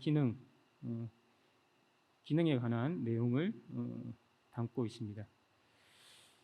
예, 그 정리를 하면 결국 이 DMZ를 종래 공간으로서 보는 전제에서 분할과 구역 설정, 재배치를 통한 어떤 이용과 관리 방안이라고 하는 기존의 어떤 관점에서 한 걸음 떨어져서 이 자연을 살아있는 시스템, 살아있는 모든 존재, 인간, 비인간 존재를 포함한 이런 존재들의 어떤 공동의 집으로 보는 전제에서 DMZ에 대한 인식을 변화시키고 그러한 변화된 인식을 우리 법체계 내에서 이렇게 법인격 부여라고 하는 이 장치를 통해서 우리 법체계 내에서 반영을 하자라고 하는 이러한 제안입니다. 이러한 제안이 어떻게 보면 좀 굉장히 조금 급진적인 제안으로 이렇게 비춰질 수 있는데 이 급진성의 문제는 결국은 자연을 우리가 어떻게 보고 자연과의 관계를 우리가 어떻게 다시 설정하는가 이 문제에 대한 관점의 변화가 생긴다 그러면 어떻게 보면 급진적이라기보다는 참 자연스럽다라는 그런 생각을 가질 수도 있으리라 생각을 합니다. 네, 이상 제 발표를 마치겠습니다. 네, 박태영 교수님 발표 잘 들었습니다. 생명 공동체로서의 DMZ에 법인격을 부여하는 방안에 대하여서 또 설명해 주셨고 그것이 또 급진적으로 보일 수도 있으나 또 이러한 위기를 해결하는데 또 적절한 방법이 될 수 있음을 잘 설명해 주셨습니다. 지금까지 저희가 세 분의 연사로부터 발표를 잘 들었습니다. 앞으로 토론을 하게 될 텐데요. 잠시 무대 좌석 세팅을 바꿔야 하기 때문에 종합 토론 진행에 앞서서 10분의 휴식 시간을 좀 갖도록 하겠습니다. 네, DMZ의 생명 공동체적 접근과 지구 평화라는 세션 종합 토론을 시작하도록 하겠습니다. 오늘 여기 이제 먼저 발표하신 세 분 연사님들 자리에 모셨고요. 그리고 또 세 분의 토론자들 분이 계신데 한 분은 이제 아마 화상으로 연결되어 있네요. 네. 그러면 먼저 토론자 분들을 일단 좀 간단하게 소개를 하고 시작하도록 하겠습니다. 먼저 제 옆에 계신 안병진 경희대학교 미래문명 교수님이십니다. 네. 그리고 지금 화상으로 연결되어 계신데 우리 오동석 아주대 법학전문대학원 교수님이십니다. 안녕하세요. 그다음에 마지막으로 최정호 서울대학교 빅데이터 혁신공유대학 사업단 연구조 교수님이십니다. 네, 그러면 일단 먼저 저희 세 분의 토론자들로부터 오늘 세 분의 연사님 발표 내용에 대해서 의견을 먼저 들어보도록 하겠습니다. 좀 10분은 넘지 않으시는 그런 범위 내에서 말씀해 주시면 감사하겠습니다. 먼저 우리 안병진 교수님부터 말씀해 주십시오. 세 분의 발표 정말 잘 들었습니다. 사실은 이번 주, 다음 주 굉장히 의미가 있는 주에 이 국제 컨퍼런스가 진행되고 있어서 정말 의미가 큰 컨퍼런스인 것 같습니다. 다음 주는 세계 평화의 날이 9월 21일입니다. 아까 강무실 전 장관님 발표를 들으면서 제가 생각이 났던 게 그 당시 그러니까 냉전의 아주 한가운데 격화된 미소 간의 냉전 속에서도 얼마 전에 서거하신 고르바초프는 세계의 어떤 냉전을 극복하고 평화를 위한 많은 노력들을 시도했고 그 과정에서 세계 평화의 날이란 좋은 그 일이 제정된 바 있습니다. 제가 이 얘기를 드리는 이유는 이렇습니다. 당시 고르바초프는 부다페스트 클럽이라고 하는 새로운 정치의 패러다임을 만드는 그런 국제 그 어떤 포럼의 일원입니다. 거기에는 하벨 전 대통령, 그 다음에 파울로 코엘료 작가, 한국에도 널리 알려져 있죠. 연금술사의 이런 어떤 거장들이 단순하게 평화에 대한 어떤 그 전술적인 걸 떠나서 세계관, 지구, 아까 그 강금실 전 장관님이 인용하신 지구의 꿈, 토마스 베리의 지구의 꿈에 나오는 것처럼 진화해 나가는 우주 속의 한 일원으로서의 지구와 인간이라고 하는 새로운 우주론과 새로운 정치 패러다임을 고민했던 시기였습니다. 근데 지금 오늘날 고르바초프 시기의 그 냉전보다 훨씬 더 위험한 국면에 우리 인류는 지금 직면해 있습니다. 러시아의 우크라이나 침공, 그리고 대만을 둘러싼 앞으로의 갈등은 격화될 겁니다. 그리고 그것은 한반도로 곧 이어질 테고요. 또 대만 문제를 떠나서 한반도도 핵을 둘러싼 앞으로 심각한 갈등이 이미 필연적으로 예정돼 있습니다. 이런 상황 속에서 전 세계는 지금 자주국방에 대한 담론이 굉장히 우세하고 있습니다. 그거는 한반도도 마찬가지고요. 중동도 그렇고 미중 간의 관계도 각각의 국가 주권을 지키기 위한 첨단 무기에 대한 불가피한 요구로 상당히 패러다임이 바뀌고 있습니다. 그것이 어느 정도 불가피하다 하더라도 중요한 건 과거 고르바초프 시대 때 제기됐던 새로운 우주론, 새로운 인간관, 새로운 윤리론, 새로운 정치관이 다시 꽃피어야 될 시기라는 점에서 사실 오늘 세 분의 발표는 저희에게 많은 걸 생각해 주는 것 같습니다. 단지 미국 중심의 자유주의 체제냐 혹은 중국과 같은 비자위 체제냐, 어느 게 더 옳으냐라는 것으로 과연 세계의 갈등이 해결될 수 있을까? 혹은 한반도의 평화가 이루어질 수 있을까? 저는 그것이 거의 불가능하다고 생각합니다. 기존의 이념을 넘어선 새로운 차원, 새로운 우주론, 새로운 지구관, 새로운 인간관 차원에서 이 갈등을 창조적으로 해결해 나가는 움직임, 그것이 시민사회 속에서의 움직임이 없이 한반도의 평화, 지구의 평화라는 건 봉합에, 일시적 봉합에 불과하지 않을까 생각이 듭니다. 그런 점에서 오늘 같은 국제 컨퍼런스는 정말 의미가 있다고 생각합니다.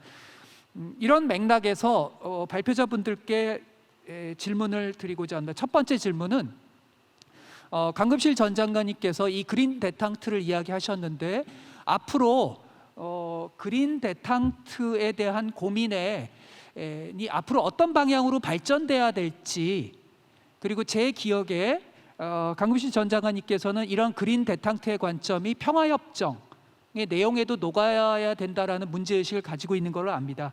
첫 번째 질문은 강금실 전 장관님께서 그러한 그린 데탕트 운동이 앞으로 어떻게 발전돼야 되는지, 특히 평화협정과 관련해서 그런 데 대한 말씀을 좀 청해 듣고 싶습니다. 그리고 이 두 번째 김준수 선생님께 질문 드리고 싶은 건, 제 질문이 너무 좀 추상적인지 모르겠는데요. 제가 그 분야를 잘 몰라서요.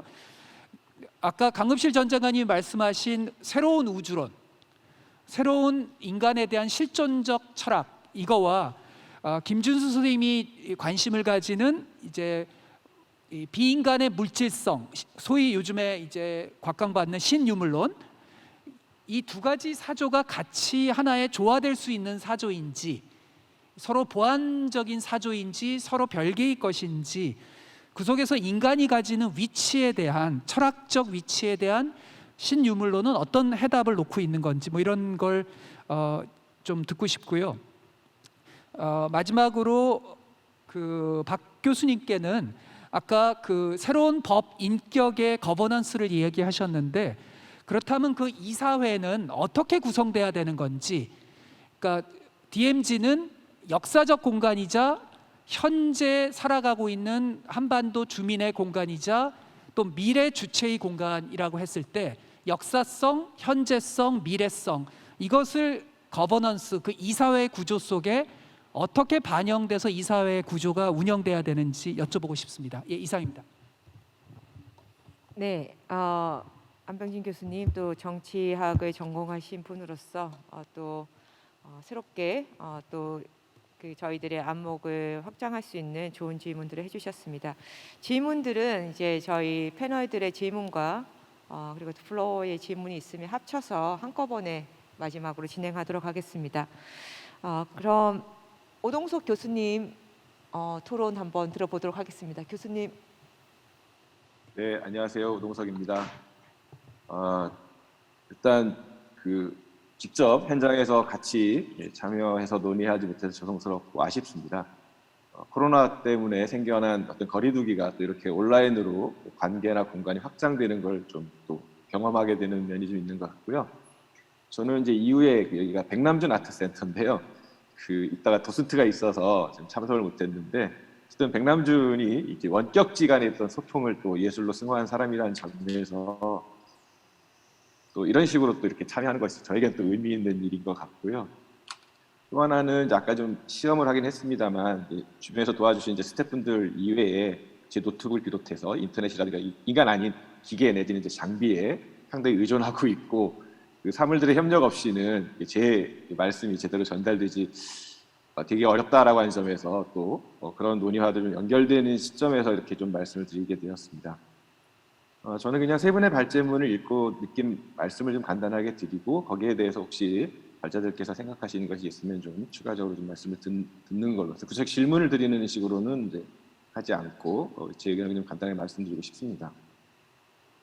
먼저 강금실 사장님의 발제와 관련해서는 저는 최근에 아까 약간 안병진 교수님께서도 언급하셨지만 북한에서 9월 8일 날 그 핵무력 정책법과 관련된 것들을 이제 법령으로 채택한 것과 관련해서 한반도의 어떤 핵무기와 관련된 이제 위기 상황에 대한 것들을 또 더 악화된 것은 아닌가라고 하는 상당히 우려를 안게 되었고, 하나 이제 떠올린 것이 1993년에 ICJ 국제사법재판소에 핵무기 관련한 이런 이제 그 사안이 논란이 된 적이 있습니다. 하나는 세계보건기구에서 이 핵무기가 사람들의 건강과 환경에 미치는 이런 영향을 고려해 보면 핵무기를 좀 금지해야 되는 것이 아니냐. 그래서 이제 ICJ 의견이 뭐냐 이걸 물어본 게 하나가 있었고요.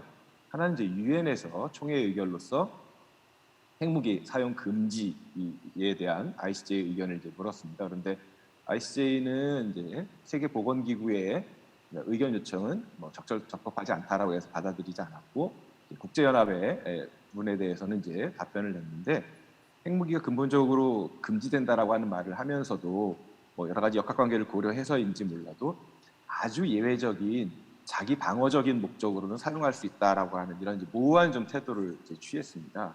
물론 이제 반대 의견을 냈던 재판관들도 있긴 했습니다만, 그래서 어떻게 보면 이제 인류의 생존을 위협하는 원인으로서의 핵무기라고 하는 것이 최근에 이제 기후 위기와 관련해서는 양자가 결합되어서 기후 위기에 의해서 그런 이제 분쟁들이 발생할 소지가 상당히 좀 커진 면이 이제 있기도 하고, 또 핵무기 관련해서 환경 파괴, 인간을 비롯한 환경 파괴에 대한 이런 것들을 고려해 보면 이제 핵이라고 하는 것과 그 기후 위기 또는 환경의 문제라고 하는 것이 결국은 상당히 밀접한 연관성을 가지고 우리의 현안 문제로 이제 대두됐다는 점에서 이 DMZ를 통해서 핵의 문제하고 환경의 문제, 그린 대탕트와 지구 평화라고 하는 이런 것들 이제 풀어가야 될 이제 과제이고, 그것을 풀어갈 실마리로서 역할을 좀 되게 할 수 있는 문제라는 점에서 강금실 이사님께서 제기하셨던 지구 평화의 이런 이제 관점들이 좀 더 많은 고민이 좀 이루어져 있지 않을까라는 생각을 해봤고요. 김준 선생님의 이제 발표문을 들으면서는 헌법 제3조가 사실 떠올랐습니다. 대한민국의 영토는 한반도와 그 부속도서를 한다라고 하는 그 조항 때문에 사실은 남한은 북한에 대해서, 북한은 남한에 대해서 서로의 존재를 부정하고, 근데 과연 그 일정한 영토라고 그 경계 지운 그 위에서 살아가는 것이 인간만이 아니라고 한다면, 이런 대한민국의 영토를 둘러싼 그 경계선을 둘러싼 남북한 간의 이런 대립의 문제에 인간 아닌 생명체와 존재들까지 포함을 해서 논의를 한다라고 한다면, 헌법 4조와 관련된 이제 평화 통일의 관점에서도 어떻게 비인간 생명체 내진 존재들을 좀 염두에 놓고 평화적인 관계를 조성해야 될 건가라고 하는 헌법 해석을 좀 달리할 수 있는 이제 그런 계기를 김준 선생님께서 좀 주신 것 같습니다. 그리고 아까 발제 중에 아프리카 돼지열병에 대한 대응을 이제 저는 대응이라고 표현했는데, 아까 이제 전쟁이라는 말을 쓰고 있으셔서 흔히 우리가 전통적인 평화 개념과 연관지었던 전쟁의 문제, 그리고 헌법에서 침략 전쟁을 부인한다라고 했을 때 이 문제라고 하는 것이 아프리카 돼지열병을 통해서 보면 인간과 인간 내지는 국가와 국가를 넘어서서 인간과 비인간 존재들이 어떤 관계를 맺어야 되고 그 관계를 어떻게 반영해서 법 체제를 운영해야 되는지 지구법학의 과제를 또한 구체적인 그런 예를 들어서 설명해 주신 것 같다는 생각을 좀 했습니다. 약간의 좀 의견을 이제 더 좀 적절히 드린다면 이제 세 번째 박태현 교수님의 이제 발제였는데요. 아까 안병준 교수님도 말씀하셨던 것처럼 박태현 교수님께서는 이제 두 분의 문제의식을 발전시켜서 현실적으로 실현할 수 있는 부분에 대한 이런 내용들을 말씀해 주셨다고 생각합니다. 그래서 그래서 아주 그런 이제 기본적인 원칙이라든지 이런 것들에 대한 내용을 담아 주셨는데요. 그게 아무래도 기존 법률과의 체계성을 고려하시다 보니까 문화유산과 자연환경, 자산에 관한 국민 신탁법과의 관계 속에서 이게 대한민국의 법령의 하나로서 이렇게 접근하는 것보다는 남북한 간의 관계를 개선할 수 있는 이제 그런 방법으로서의 이 DMZ의 생명 공동체 내지는 신탁 법인을 구성하는 것이 좀 바람직하지 않을까 생각합니다. 그래서 기존의 남북한 간의 기본 합의서가 사실은 그 대한민국의 국회에서 동의를 얻지 못했기 때문에 법적인 구속력이 없는 상황이고요. 대신 남북 관계 발전에 관한 법률이라든지 남북 교류 협력에 관한 법률이 있어서 결국은 남북한이 함께 뭔가 법적인 문서를 만들고 그것에 따라서 일정하게 협력 체제를 구축해가는 평화적인 협력 체계를 구축해가는 것에 대한 아직은 이해가 없다고 볼 수도 있을 것 같습니다. 이제 그런 점에서 보면 조금은 아까 말씀하셨던 대로 신탁 법인을 구성하는 데 있어서 남북한이 공동으로 구성하는 것.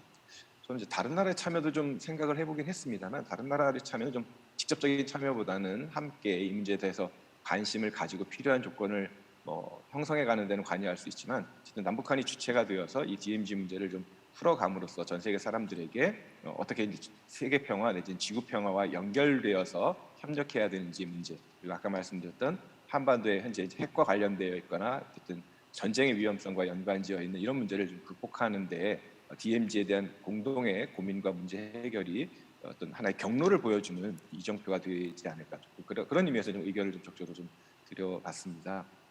예, 마지막으로 이제 세 분의 발제 내용을 좀 원형의 헌법을 해석해 보면 제 생각으로는 이제 그동안의 침략적 전쟁의 문제라든지 평화적 통일의 문제, 또 코로나 같은 경우에 있어서는 이제 국가 간의 불평등의 문제, 방역이나 백신에서의 불평등이 여러 가지 변형을 낳았다라고 하는 것, 그리고 아까 김준 선생님이 얘기했던 것처럼 오히려 이제 인간이 비인간 생명체라든지 존재를 배제함으로써 생겨나게 되는 조금 제대로 대처하지 못하는 이런 문제들까지 좀 종합적으로 생각을 해보면 결국은 국가가 어떤 위험으로부터 국민을 보호한다라고 하는 것의 이면에는 국민이 그 중심에 있기도 하지만 비인간의 어떤 생명체들에 대한 보호에 대한 책임까지도 져야지만 단순히 국경의 경계를 명확하게 나누는 것을 넘어서서 생명 공동체로서의 그런 국가 체제로 어떤 탈바꿈을 하는 그런 계기가 되지 않을까 생각합니다. 그래서 마지막으로 남은 현실적인 문제는 결국은 DMZ에 연접해서 생활하는 분들의 삶을 어떻게 할 것인가의 문제, 그리고 관광 자원화함으로써 어떤 경제적인 이제 요구들이 있게 되는데 그것을 DMZ를 생명 공동체로 보는 가치와 어떻게 공존해서 실현할 것인가의 좀 문제들이 있지 않을까 싶습니다. 그래서 생명 공동체라고 한다라고 했을 때는 네네, 여기까지 말씀드리겠습니다. 예, 죄송합니다. 네네. 네. 네, 감사합니다. 연결 상태가 조금 원활하지 못한 점들이 조금 있었던 것 같은데요. 예. 그 교수님, 오 교수님, 제일 마지막에 연결 상태가 안 좋아가지고요, 잘 안 들렸는데요. 그 생명 DMZ에서 이렇게 사시는 분들의 이야기하시면서 생명 공동체로서 하시는 그 마지막 부분만 좀 간단하게 다시 한번 말씀해 주시면 감사하겠습니다. 이제 자연의 관점에서 우리가 DMZ에 관심을 가지는 면이 이제 너무 지나치게 부각되다 보면 현실적으로 그와 연접해서 생활해야 되는, 지금 이제 경기도에 또 약간의 DMZ에 대한 관심도 관련된 주민들과의 또 연관성이 있다라고 한다면 한편으로는 이제 DMZ의 보전이라고 하는 것에 초점을 맞추되 그와 연결된 생명 공동체를 범위를 넓히게 되면 거기에 살아가고 있는 사람들의 삶이라고 하는 것들에 대해서 그 DMZ의 보전과 함께 이용 개발, 그리고 어떤 이제 환경 친화적인 내지는 지구 친화적인 이런 이제 삶을 만들어낼 것인가에 대한 문제도 사실은 같이 법인격을 인정하고 생명 공동체를 구성하는 것에 있어서 함께 좀 이렇게 단일한 법에 모을 수 없다라고 한다면 함께 이렇게 추진해야 된 이런 법제로서의 좀 고민을 담아내야 되지 않을까라고 하는 의견이었습니다. 네, 죄송합니다. 네, 감사합니다. 동석 교수님은 이제 헌법 이제 주로 연구하시면서 지구의 생태주의 평화 이런 것에 이제 굉장히 많은 관심을 가지고 연구하고 계신데 오늘 그와 관련해서 구체적인 질문보다는 이제 각각 이렇게 또 생각을 확장할 수 있는 그런 내용들을 말씀해 주셨습니다. 그 강 이사장님의 발표에 관하여서 이제 기후 위기와 핵 확산 문제의 그런 연관에 대해서 또 나름대로 문제를 제기해 주셨고요. 그리고 또 우리 김준수 연구원님 발표에 대해서 그 DMZ를 넘나드는 여러 가지 그 물질들에 관한 연구와 관련해서 헌법 3조의 영토 조항과 헌법 4조의 또 통일, 우리의 이제 통일 지향의 헌법에 대해서 또 헌법 학자로서 또 나름대로 생각을 밝혀주셨고, 박태영 교수님의 연구 이제 발표에 대해서는 이제 이게 어떤 법령, 박태영 교수님 이제 법령을 제안하는 그런 말씀을 하셨는데 이제 법령보다는 남북한의 어떤 합의, 이제 그 남북한이 이제 함께 문서를 만들면서 합의의 그런 형식으로 평화적인 그런 것이 해가는 게 어떨까 하는 여러 가지 말씀, 그리고 마지막으로 이제 또 DMZ를 생명 공동체로서 바라볼 때 자연뿐만 아니라 그 속에서 살고 있는 주민들의 문제까지 같이 이제 문제 제기를 해주셨습니다. 감사합니다. 마지막으로 우리 최정호 박사 교수님의 발표 토론을 들어보도록 하겠습니다. 예, 세 분 발제 굉장히 잘 들었습니다. 저는 뭐 그렇게 구체적인 질문을 하거나 하는 것은 아니고 이제 들으면서 들었던 몇 가지 단상을 공유해서 예, 같이 좀 그래도 생각을 같이 그 생각에 좀 참여한다 이제 이런 의미로 좀 몇 가지 말씀을 드리려고 하는데요. 그 세 분 발제를 통해서 그린 데탕트 개념의 전개와 인류세 시대 DMZ 연구 필요성, 경계 연구에서 비인간 행위자와의 관계성이라는 중요한 관점, 그리고 그것이 법적 표현으로서 법인격과 자연의 권리에 대해서 배우면서 생각하는 계기가 됐습니다. 근데 자연의 행위성을 부정하고 이제 이렇게 그것을 잊고 지내는 그러한 지난의 관점으로든 아니면은 이제 자연과의 이제 공존을 모색하는 과정에서 이제 그 레프레젠테이션 관계로서 뭐 신탁자라든가 이런 역할으로든 간에 이제 남북 그 인간 행위자 내지는 국가 행위자들 사이에 신뢰, 그리고 더 나아가서는 지구 공동체라는 공동체성 회복이 굉장히 중요한 과제라는 생각이 세 분 발제를 들으면서 더 강해졌습니다. 뭐 가령 그 이제 우리가 이제 DMZ 내지는 접경 지역 관련해서 참조를 많이 하는 사례로서 뭐 키프로스 지역이라든가 독일의 그리네스반트라든가 이런 데 보면은 뭐 역사적으로 크게 반목이 오히려 없는 편에 속했다거나 아니면은 이 다양한 교류 활동을 통해서 이제 신뢰를 구축하는 과정이 있었고, 그런 것이 뭐 통일이든 아니면 접경 지역 관리든 하는 데에서 중요한 역할을 했던 것 같습니다. 그래서 우리 실정에 맞는 방식을 좀 찾았으면 좋겠는데, 예시로 언급이 되었던 뭐 산림 협력 사업이라든가 아니면은 그 여기서 언급되지는 않지만 개성공단 같은 것들 보더라도 정권이나 국제 정세 이런 것들 따라서 지속되지 못하는 문제들이 계속 발생을 했습니다. 그리고 좀 더 글로벌한 차원으로 갔을 때에도 파리 협약 체제에서 우리가 기후 위기라는 중요한 문제에 대응을 하고 있는데 마치 게임 하듯이 눈치 보기를 하는 문제가 지적이 되고 있는 것 같습니다. 그래서 그 국가 간에, 그러니까 그 인간 행위자들과 그 인간 행위자가 만들어낸 국가라는 행위자들 간에서 신뢰관계를 제대로 구축을 하고 상호 인정관계로 들어서는 것이 굉장히 중요하고 이것이 과제라고 보인다는 좀 말씀을 한번 드리게 되고요.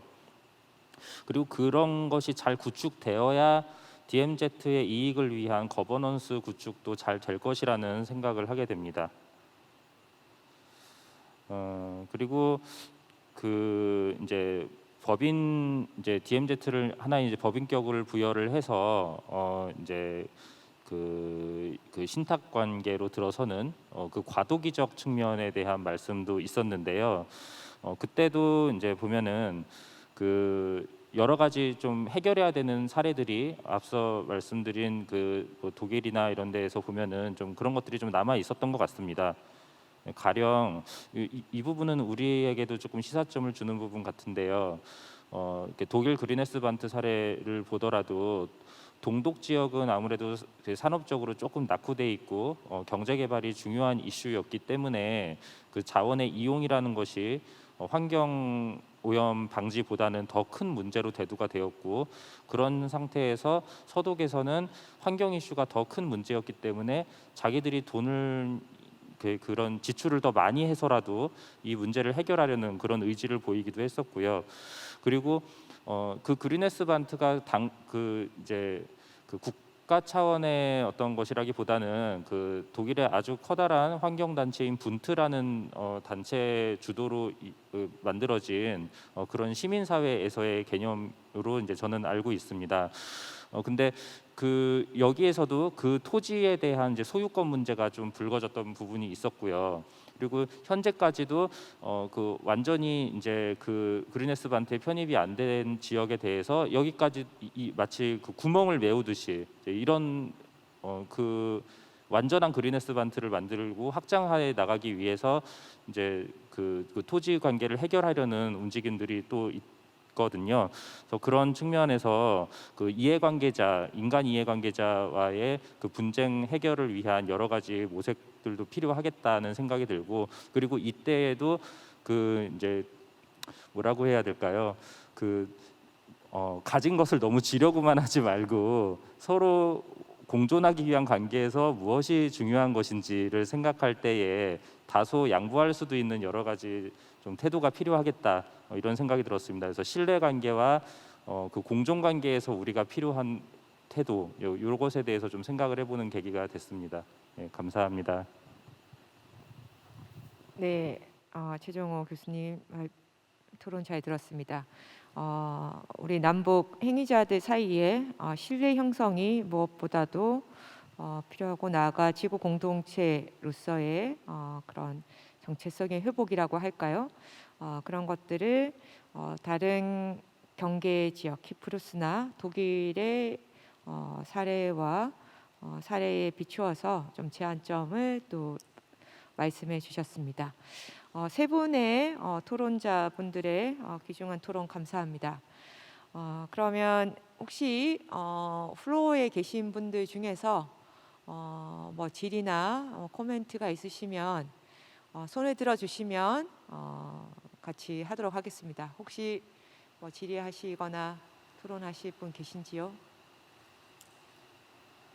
네, 그럼 특별히 없는 것으로 알고, 우리 안병진 교수님께서 질문하신 각 이제 연사분들한테 질문하신 내용들과, 그리고 다른 두 분의 토론자들께서 코멘트하신 부분에 대해서 우리 각 연사분들 각각 한 5분씩 이렇게 좀 정리를 해주시면 좋을 것 같습니다.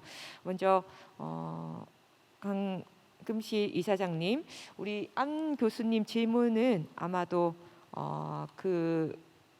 우리 이사장님께서 발표하신 내용들 중에 그린 데탕트의 어떤 개념, 이런 것들이 앞으로 이제 어떻게 발전되어야 될지, 그리고 특별히 평화 협정과 관련하여 그런 질문인 것 같습니다.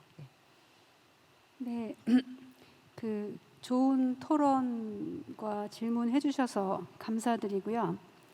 그 안 교수님 그 질문이 두 가지였는데요. 그 방향성과 이제 평화협정과 연관된 문제인데 조금 섞어서 말씀을 드리면, 제가 발표할 때 말씀드린 것처럼 지금 이 그린 데탕트라는 개념이 데탕트라는 게 이제 사실은 이제 외교 관점에서 봐야 돼서, 저도 전문가는 아닌데 좀 그 시간적 제한성이 좀 느껴지는 개념입니다. 데탕트가 긴장 완화, 그런 표현이라서.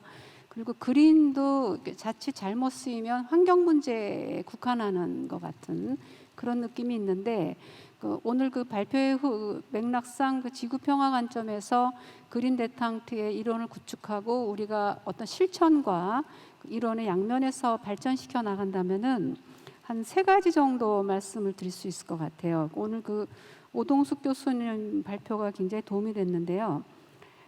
지금 그 핵심이 이제 인류세와 DMZ라고 말씀을 드렸는데요. 인류세라는 그 용어 자체는 2000년대 이후에 시작된 용어지만, 돌이켜 보니까 DMZ가 형성되던 1950년대가 이미 인류세로 진입한 시기였다는 그 논의에서 그 발단은 핵 문제잖아요. 핵실험으로 인한 낙진이 이제 시작이 된 건데, 그리고 이제 그 국제사회에서 세계 평화를 뭐 우주적 맥락에서 인간의 문제 제안할 때도 제일 큰 이슈가 사실은 핵 문제와 연관된 세계 평화 문제가 계속 논의가 되어 왔었습니다.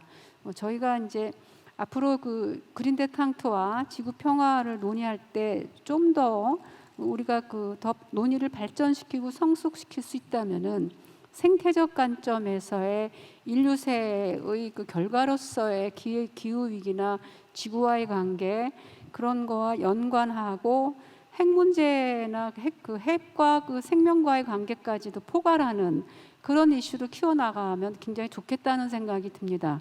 그리고 특히 한반도 상황이 이제 북한의 그 핵 문제로 그게 상당히 걸림돌이 되고 있는 게 사실이고 많이 둘러싸여 있죠. 사실은 그 핵과 연관해서도 굉장히 쟁점이 되고 있는 지역이고 그런 생각이 들고요. 그리고 또 더군다나 DMZ는 군사적 긴장이 계속되고 있는 지역이기 때문에 군사적 긴장 밑바닥에 깔려 있는 핵심으로서의 21세기형 그 핵의 문제, 또 군사적 긴장 문제, 신냉전과 그 강대국 간의 갈등 문제 이런 것들을 함께 봐가야 된다. 그렇게 봤을 때 우리가 굉장히 간과하면 안 되는 게 DMZ는 국제적 이슈지 남한의 이슈, 남북한의 이슈를 넘어서는 이슈라는 거를 좀 인식을 해야 되는데 이것은 이 경기도에서 지금 이렇게 생태 평화의 주제를 놓치지 않고 DMZ 포럼을 이어가는 것에 대해서 굉장히 감사하게 생각하지만 이슈가 너무 도메스틱한 거는 좀 문제가 있다는 앞으로의 방향성과도 연관된 문제 같습니다. 왜냐? DMZ는 지금 남한 쪽은 유엔사죠. 유엔사에서 그 관리권을 갖고 있지 남한이 관리하는 곳이 아니죠. 또 지금 정전협정 상황에서의 주체는 북한과 중국, 유엔 그렇게 알고 있는데 정확한지는 모르지만 한국이 빠져 있습니다. 그러니까 DMZ 공간에 대해서 우리가 주장할 수 있는 어떤 권한이 없습니다. 지금 상황에서. 다만 아까 박태영 교수님 말씀처럼 대지의 소유권 관계에서는 여러 가지 이제 권리가 있지만은 DMZ와 연관된 이런 군사적 긴장, 생태 위기와 연관된 보전 보호 문제에서 지금 발언권을 갖고 있지 못한 것이죠. 그리고 이 이슈 자체가 한국 전쟁이라는 국제적인 이슈에서 지금 남아 있는 곳이고 인류세라는 전지구적 상황과 연관된 지역이기 때문에 세계적인 이슈로 접근을 해야 된다. 그렇게 해야지만 이 DMZ 문제가 실질적으로 해결될 수 있는 실질적으로 우리가 염원하는 이 포럼을 통해서 논의하는 것들이 현실이 될 수 있다는 지적을 좀 드리고 싶고요. 그럴 경우에 한국이 세계 한반도의 협력 문제라거나 평화 문제에서도 한국이 어떤 지점에서 발언을 하고 어떤 역할을 할 것인가에 공간을 넓혀 나갈 수 있다는 생각을 합니다. 지금 굉장히 답답한 상황이거든요. 한국이 과연 이 남북 긴장을 완화하는데 한반도 평화 협력에서 어떤 주도적인 역할, 주도적으로는 아니라 하더라도 어떤 역할을 하고 있느냐는 질문을 하면은 답이 안 나오는 상황이죠. 북한이 남한 상대해 주려고 지금 하는 상황도 아니고, 그래서 국제적 이슈로 접근하고 핵 문제나 군사적 긴장, 생태 위기, 또 아까 말씀하신 접경 지역에 인간이 살아가는 문제, 그런 거를 좀 복합적으로 봤으면 좋겠다는 말씀을 드리고 싶고요. 그와 연관돼서 정전협정과 평화협정의 문제는 지금이 이제 정전 상황을 규정짓고 있는 룰은 정전협정인데, 이것이 만일에 정전이 실제로 평화가 이루어졌다, 그래서 평화협정으로 전환된다, 정전협정이 끝났다고 할 경우에 DMZ는 뭐가 남느냐는 거죠. 그래서 평화협정을 맺거나 정전협정이 전환되는 시기에 이 70년 동안 인류세 상황에서 굉장히 독특한 공간이 된 이 DMZ를 지금 우리가 논의하는 것처럼 보존하기 위해서는 정전협정의 당사자들의 어떤 특정한 명시적인 합의가 없이는 그냥 끝나버리는 문제라고 저는 봅니다. 그래서 이 평화협정, 정전협정 연구에서 DMZ 아젠다가 포함이 돼야 된다는 것이죠. 그렇지 않고 어떤 평화협정에 DMZ에 관해서는 누구누구 합의하에 어떻게 하기로 한다는 명시가 없으면 그냥 끝나는 거죠. 비무장지대는. 그럼 북한은 그러면 과연 우리가 이렇게 논의하는 것처럼 생태 평화적으로 DMZ 보존하고 뭐 그렇게 지금 하고 있느냐는 질문을 해야 되는 거죠. 그래서 이 이슈는 인간과 비인간, 지구의 문제, 핵의 문제이기도 하고 남한의 접근 방식과 북한의 접근 방식이 같이 만나지 않으면 DMZ는 굉장히 뭐랄까 허무한 담론이 될 수도 있다는 것을 명심하고 좀 우리가 논의를 해나가야 되지 않을까. 그 점에서 박태원 교수님의 그 법체계에 관한 얘기는 미래를 준비하는 얘기인 것이지 지금 그 법을 만들 수 있냐 그 얘기는 아닌 것이죠. 그래서 미래 이슈로서 우리가 그런 준비 과정, 법안에 관한 준비가 없으면 협정에서의 어떤 협정도 이제 법의 문제인데 구속력의 문제인데 구속력 있는 어떤 그 DMZ에 관한 준비가 되어 있지 않으면 상당히 허무한 담론이 될 수 있다는 말씀을 드리고 싶습니다. 그래서 좋은 그 지적을 해주셔서 감사드립니다. 네, 네, 감사합니다. 그럼 우리 김준수 연구원님께서 우리 지리가 새로운 우주론, 새로운 인간론 이런 것들과 비인간의 물질성, 신유물론 이런 거의 어떤 관계 그리고 또 여기에서의 인간의 위치 이런 거에 관련된 것과 또 다른 두 분의 토론자들의 코멘트 다 하셔서 마지막으로 좀 정리해 주시면 감사하겠습니다. 네, 오늘 토론은 굉장히 중요한 문제를 지적을 해주신 것 같습니다. 특히 안 교수님께서 지적해주신 거는 앞서 강 이사장님께서 말씀하신 그 새로운 우주론과 신유물론이 공존할 수 있는 개념일까? 혹은 여기서 인간의 위치를 어디에 배치시킬 수 있을 것인가에 대한 질문을 해주셨는데요. 이제 저는 기본적으로 이 신유물론이나 우리 물질주의에 대한 관심이 인간 소외의 문제를 다루지 않는다고 생각하지는 않거든요. 이게 그 문제를 간과한다기보다는 주목하고 있는 문제가 그 관계성에 대한 문제라고 생각을 합니다. 특히 이제 평화의 개념이라든지 아니면은 지금 우리의 현 존재를 유지하게끔 하는 그런 물질과의 관계성 이런 것들에 주목을 하는데요. 제가 오늘 발표했던 그 모래 사례가 보여주고 있는 가장 큰 함의 중에 하나는 한국의 발전주의 도시화, 한국의 도시화 개발에 북한의 물질이 절반 이상 들어갔다라는 함의입니다. 지금 우리가 서 있는 이 발딛고 있는 이 도시의 공간이 사실상 북한과의 관계성 속에서 만들어진 그 현 존재라는 거죠. 이런 관계성들을 드러내는 게 이제 문제의 핵심인데, 이제 그렇게 보면은 좀 흥미로운 지점들이 많이 생길 것 같습니다. 근데 마찬가지로 이런 관점이 앞서서 강금신 선생님이 이제 토론 때 말씀해주신 DMZ가 국제 문제이고 제가 발표에서 말씀드렸던 방법론적 DMZ주의를 벗어나자. 그러니까 우리가 DMZ에 대해서 얘기를 하는데 사실은 이건 DMZ에 대한 이야기만은 아니다. 그러니까 방법론적으로 DMZ를 얘기를 하지만 DMZ에 국한된 이야기를 하는 것이 아니다. 사실상 수도권 2기 신도시에 들어간 모래를 통해서 그 남북 관계 전반 또는 동북아 전반 리저널 스케일 혹은 국제 스케일에서의 관계를 얘기를 할 수 있는 지점이지 이게 우리가 DMZ를 이야기한다고 해서 DMZ 그 자체만을 가지고 이야기하는 것은 아니다. 그래서 방법론적 DMZ주의를 벗어나자라는 제안을 드렸던 것 같습니다. 마찬가지로 좀 아까 오동석 교수님의 그 토론에서도 핵에 대한 이야기가 나왔는데요. 한 가지 좀 재미있는 연구 중에 하나가 가브리엘 헥터라는 과학기술학자가 했던 연구 중에 하나가 프랑스가 핵 발전을 위해서 핵 원자료죠, 원 물질을 이제 남아공에서 수입을 하는 관계를 분석을 합니다. 그래서 이 핵 물질 원석을 가지고선 이 물질의 이동과 가공 과정을 통해서 식민지 관계를 드러내는 연구를 했었거든요. 근데 이 물질의 이동성이 우리가 물질의 그 자체도 주목을 하지만 그 사회와 그 국가의 관계성 성격을 드러내는 작업이거든요. 어떤 사회였는지, 어떤 국가였는지, 어떤 경험을 했었는지 이걸 드러내는 물질을 통해서 드러내는 연구들인 것 같습니다. 그래서 이제 뭐 모래 연구도 그렇고 여러 가지로 이제 남한이라는 국가가 어떤 국가인지, 아니 한국 사회가 어떤 사회인지, 또는 북한이라는 국가가 어떤 국가인지를 물질과의 관계성을 통해서 드러낼 수 있다고 생각을 하거든요. 마찬가지로 코로나가 막 확산됐을 때 북한이 이제 남쪽에서 넘어온 삐라에 그게 묻어 있었다라는 이 담론들이 그 취약한 그 방역 시스템을 드러내기도 하면서도 동시에 이제 그들이 오히려 물질에 대한 감각을 훨씬 열어놓고 있다는 인상을 줬었거든요. 그런 의미에서 이 물질이 가지고 있는 그 관점이, 물질에 대한 관점이 자연을 바라보는 우리의 관점을 이제 잘 보여주고 있는 것 같습니다.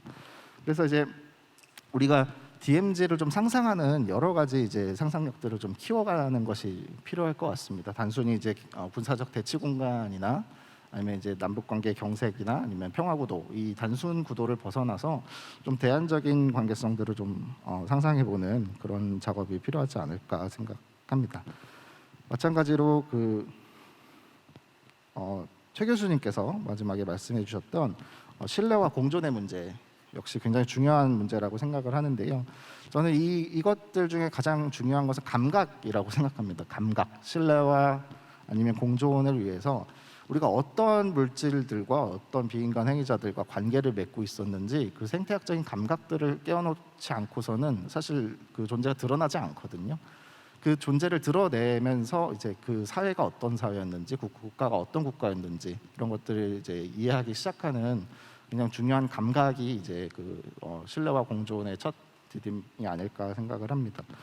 그래서 이제 오늘 굉장히 중요한 토론들을 많이 했고, 그 다음에 이제 굉장히 중요한 코멘트들을 많이 해주셨는데요. 근데 이제 이 물질과 사회의 관계, 이게 이제 단순히 인간 소외의 문제를 간과한다기보다는 좀 이제 다른 질문들을 던지고 있다라는 것으로 말씀을 드리면서 저는 여기서 마치겠습니다. 네, 감사합니다. 마지막으로 박태영 교수님께서 우리 안병진 교수님의 질문은 이제 새로운 법인격을 이제 DMZ 준다고 할 때 이 사회 구성이나 이러한 좀 어떻게 생각하면 좀 구체적인 이야기, 그리고 다른 두 분의 어떤 토론에서 여러 가지 이제 거버넌스, 미래성 이런 이야기도 많이 나왔는데 마지막으로 정리해 주시면 감사하겠습니다. 네, 그 질문 그리고 코멘트 감사드리고요. 그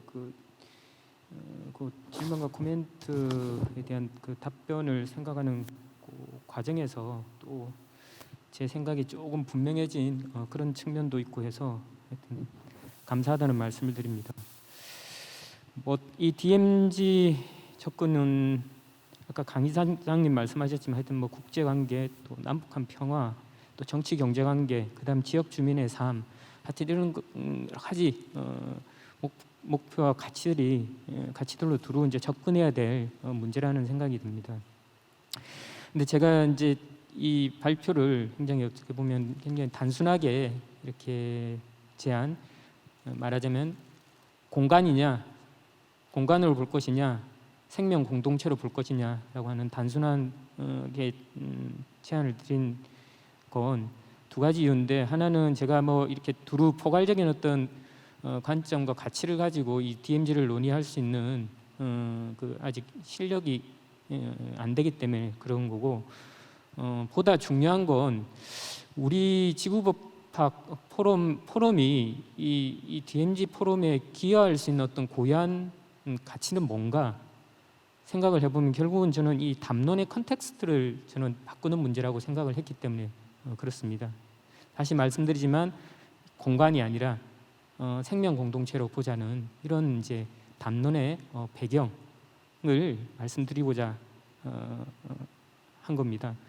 그래서 이러한 담론의 생명 공동체로 볼 때 저는 크게는 존재 인식론의 변화를 가져올 거라는 거 하나고, 또 하나는 이제 구체적으로는 소유 관계에 관해서 우리가 좀 달리 접근할 수 있다라고 하는 점이 저는 이 담론이 가지는 하여튼 핵심적인 가치, 잠재적 가치라고 그렇게 봤습니다.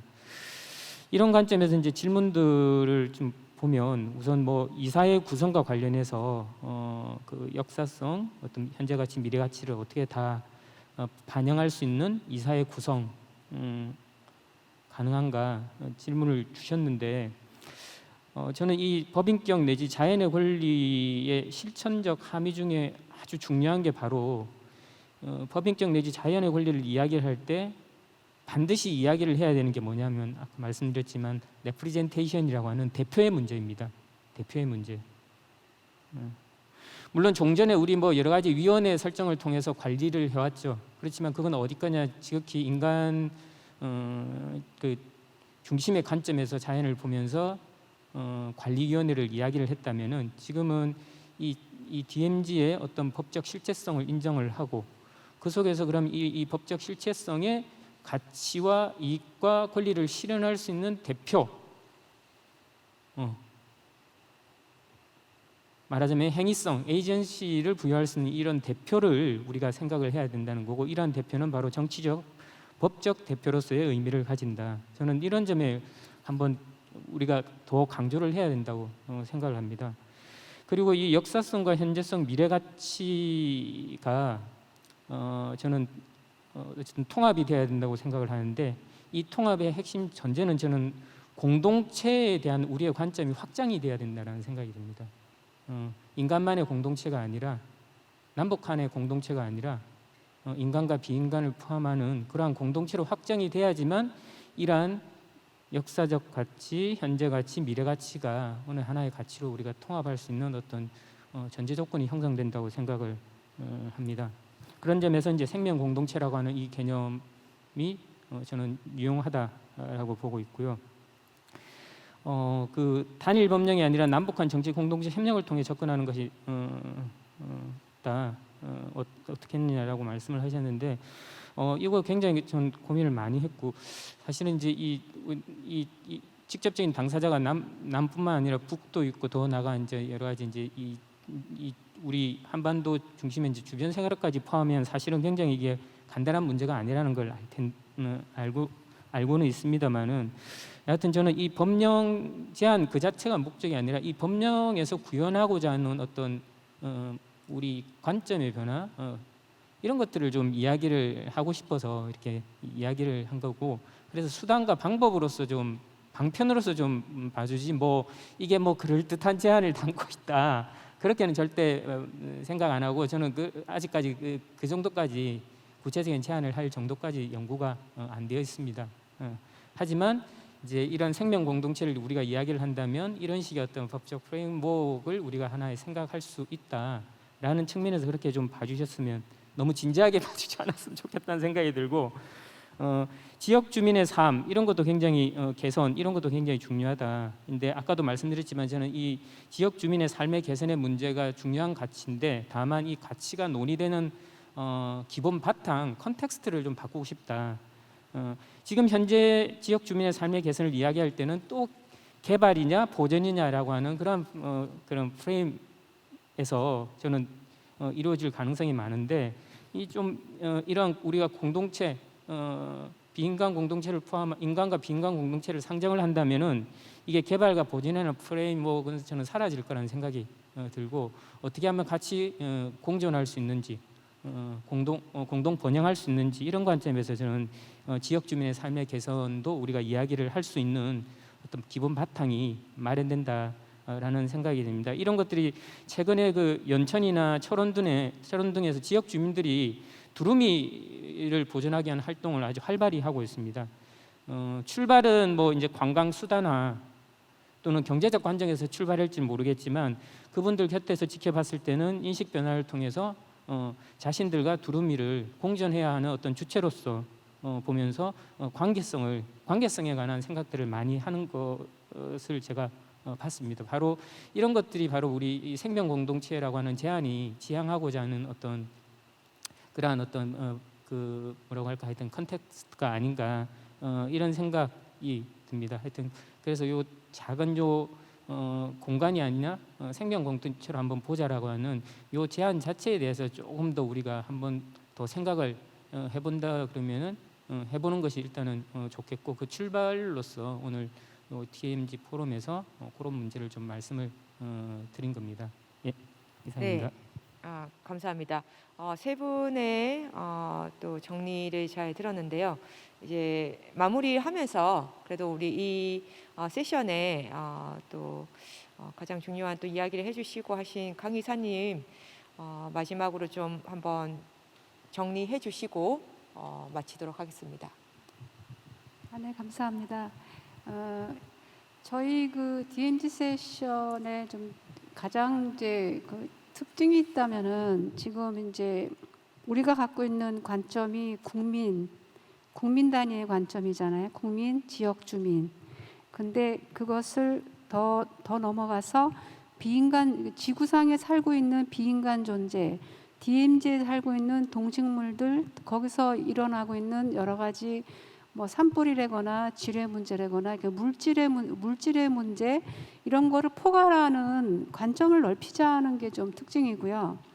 그렇게 하기 위해서는 관점의 이동이 필요한데 관점의 이동을 하는 방법론으로서 생명 공동체적 접근 또는 물질의 관계성, 물질과 인간의 관계성에 주목을 함으로써 그런 방법론들을 실현하면서 우리가 관점을 바꿔 나갈 수 있지. 그렇지 않으면은 우리의 그 인간 중심적 관점은 잘 바뀌지 않는다는 것이죠. 그래서 마무리로 말씀을 드리면은 제가 발표했던 이제 팍스 가이아를 그 용어를 제안한 문명사학자 토마스 베리는 이제 평화의 우주론을 얘기하면서 하나의 지구 공동체에서 그 인간만이 사는 지구가 아니라 종으로서 다른 종 간의 관계, 그게 결국은 오늘 김준수 선생님, 박태현 교수님이 발표해 주신 생명 공동체 물질 관계성을 포괄하는 종으로서 바라보자는 얘기고, 그러기 위해서 그런 방법론들을 통해서 우리의 관점에 이동이 필요하다는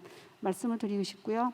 지구 공동체는 자연과 인간뿐 아니라 지구를 구성하는 물질까지도 포괄하는 개념이기 때문에 특히 저는 이제 준수 선생님의 그 접근론에서 우리가 굉장히 그 시야가 넓어지고 좀 정치 생태학이라고 이제 부르는 영역인데요. 많은 좀 시사점이 있는 것 같습니다. 그래서 물질, 자연, 인간 또 종 간의 소통, 종 간의 인터스페이시즈, 종 간의 관계성에서 DMZ라는 가장 그 역사적이고 가장 국제적인 이 이슈를 함께 고민해보는 그런 제안을 드린 것 같습니다. 감사합니다.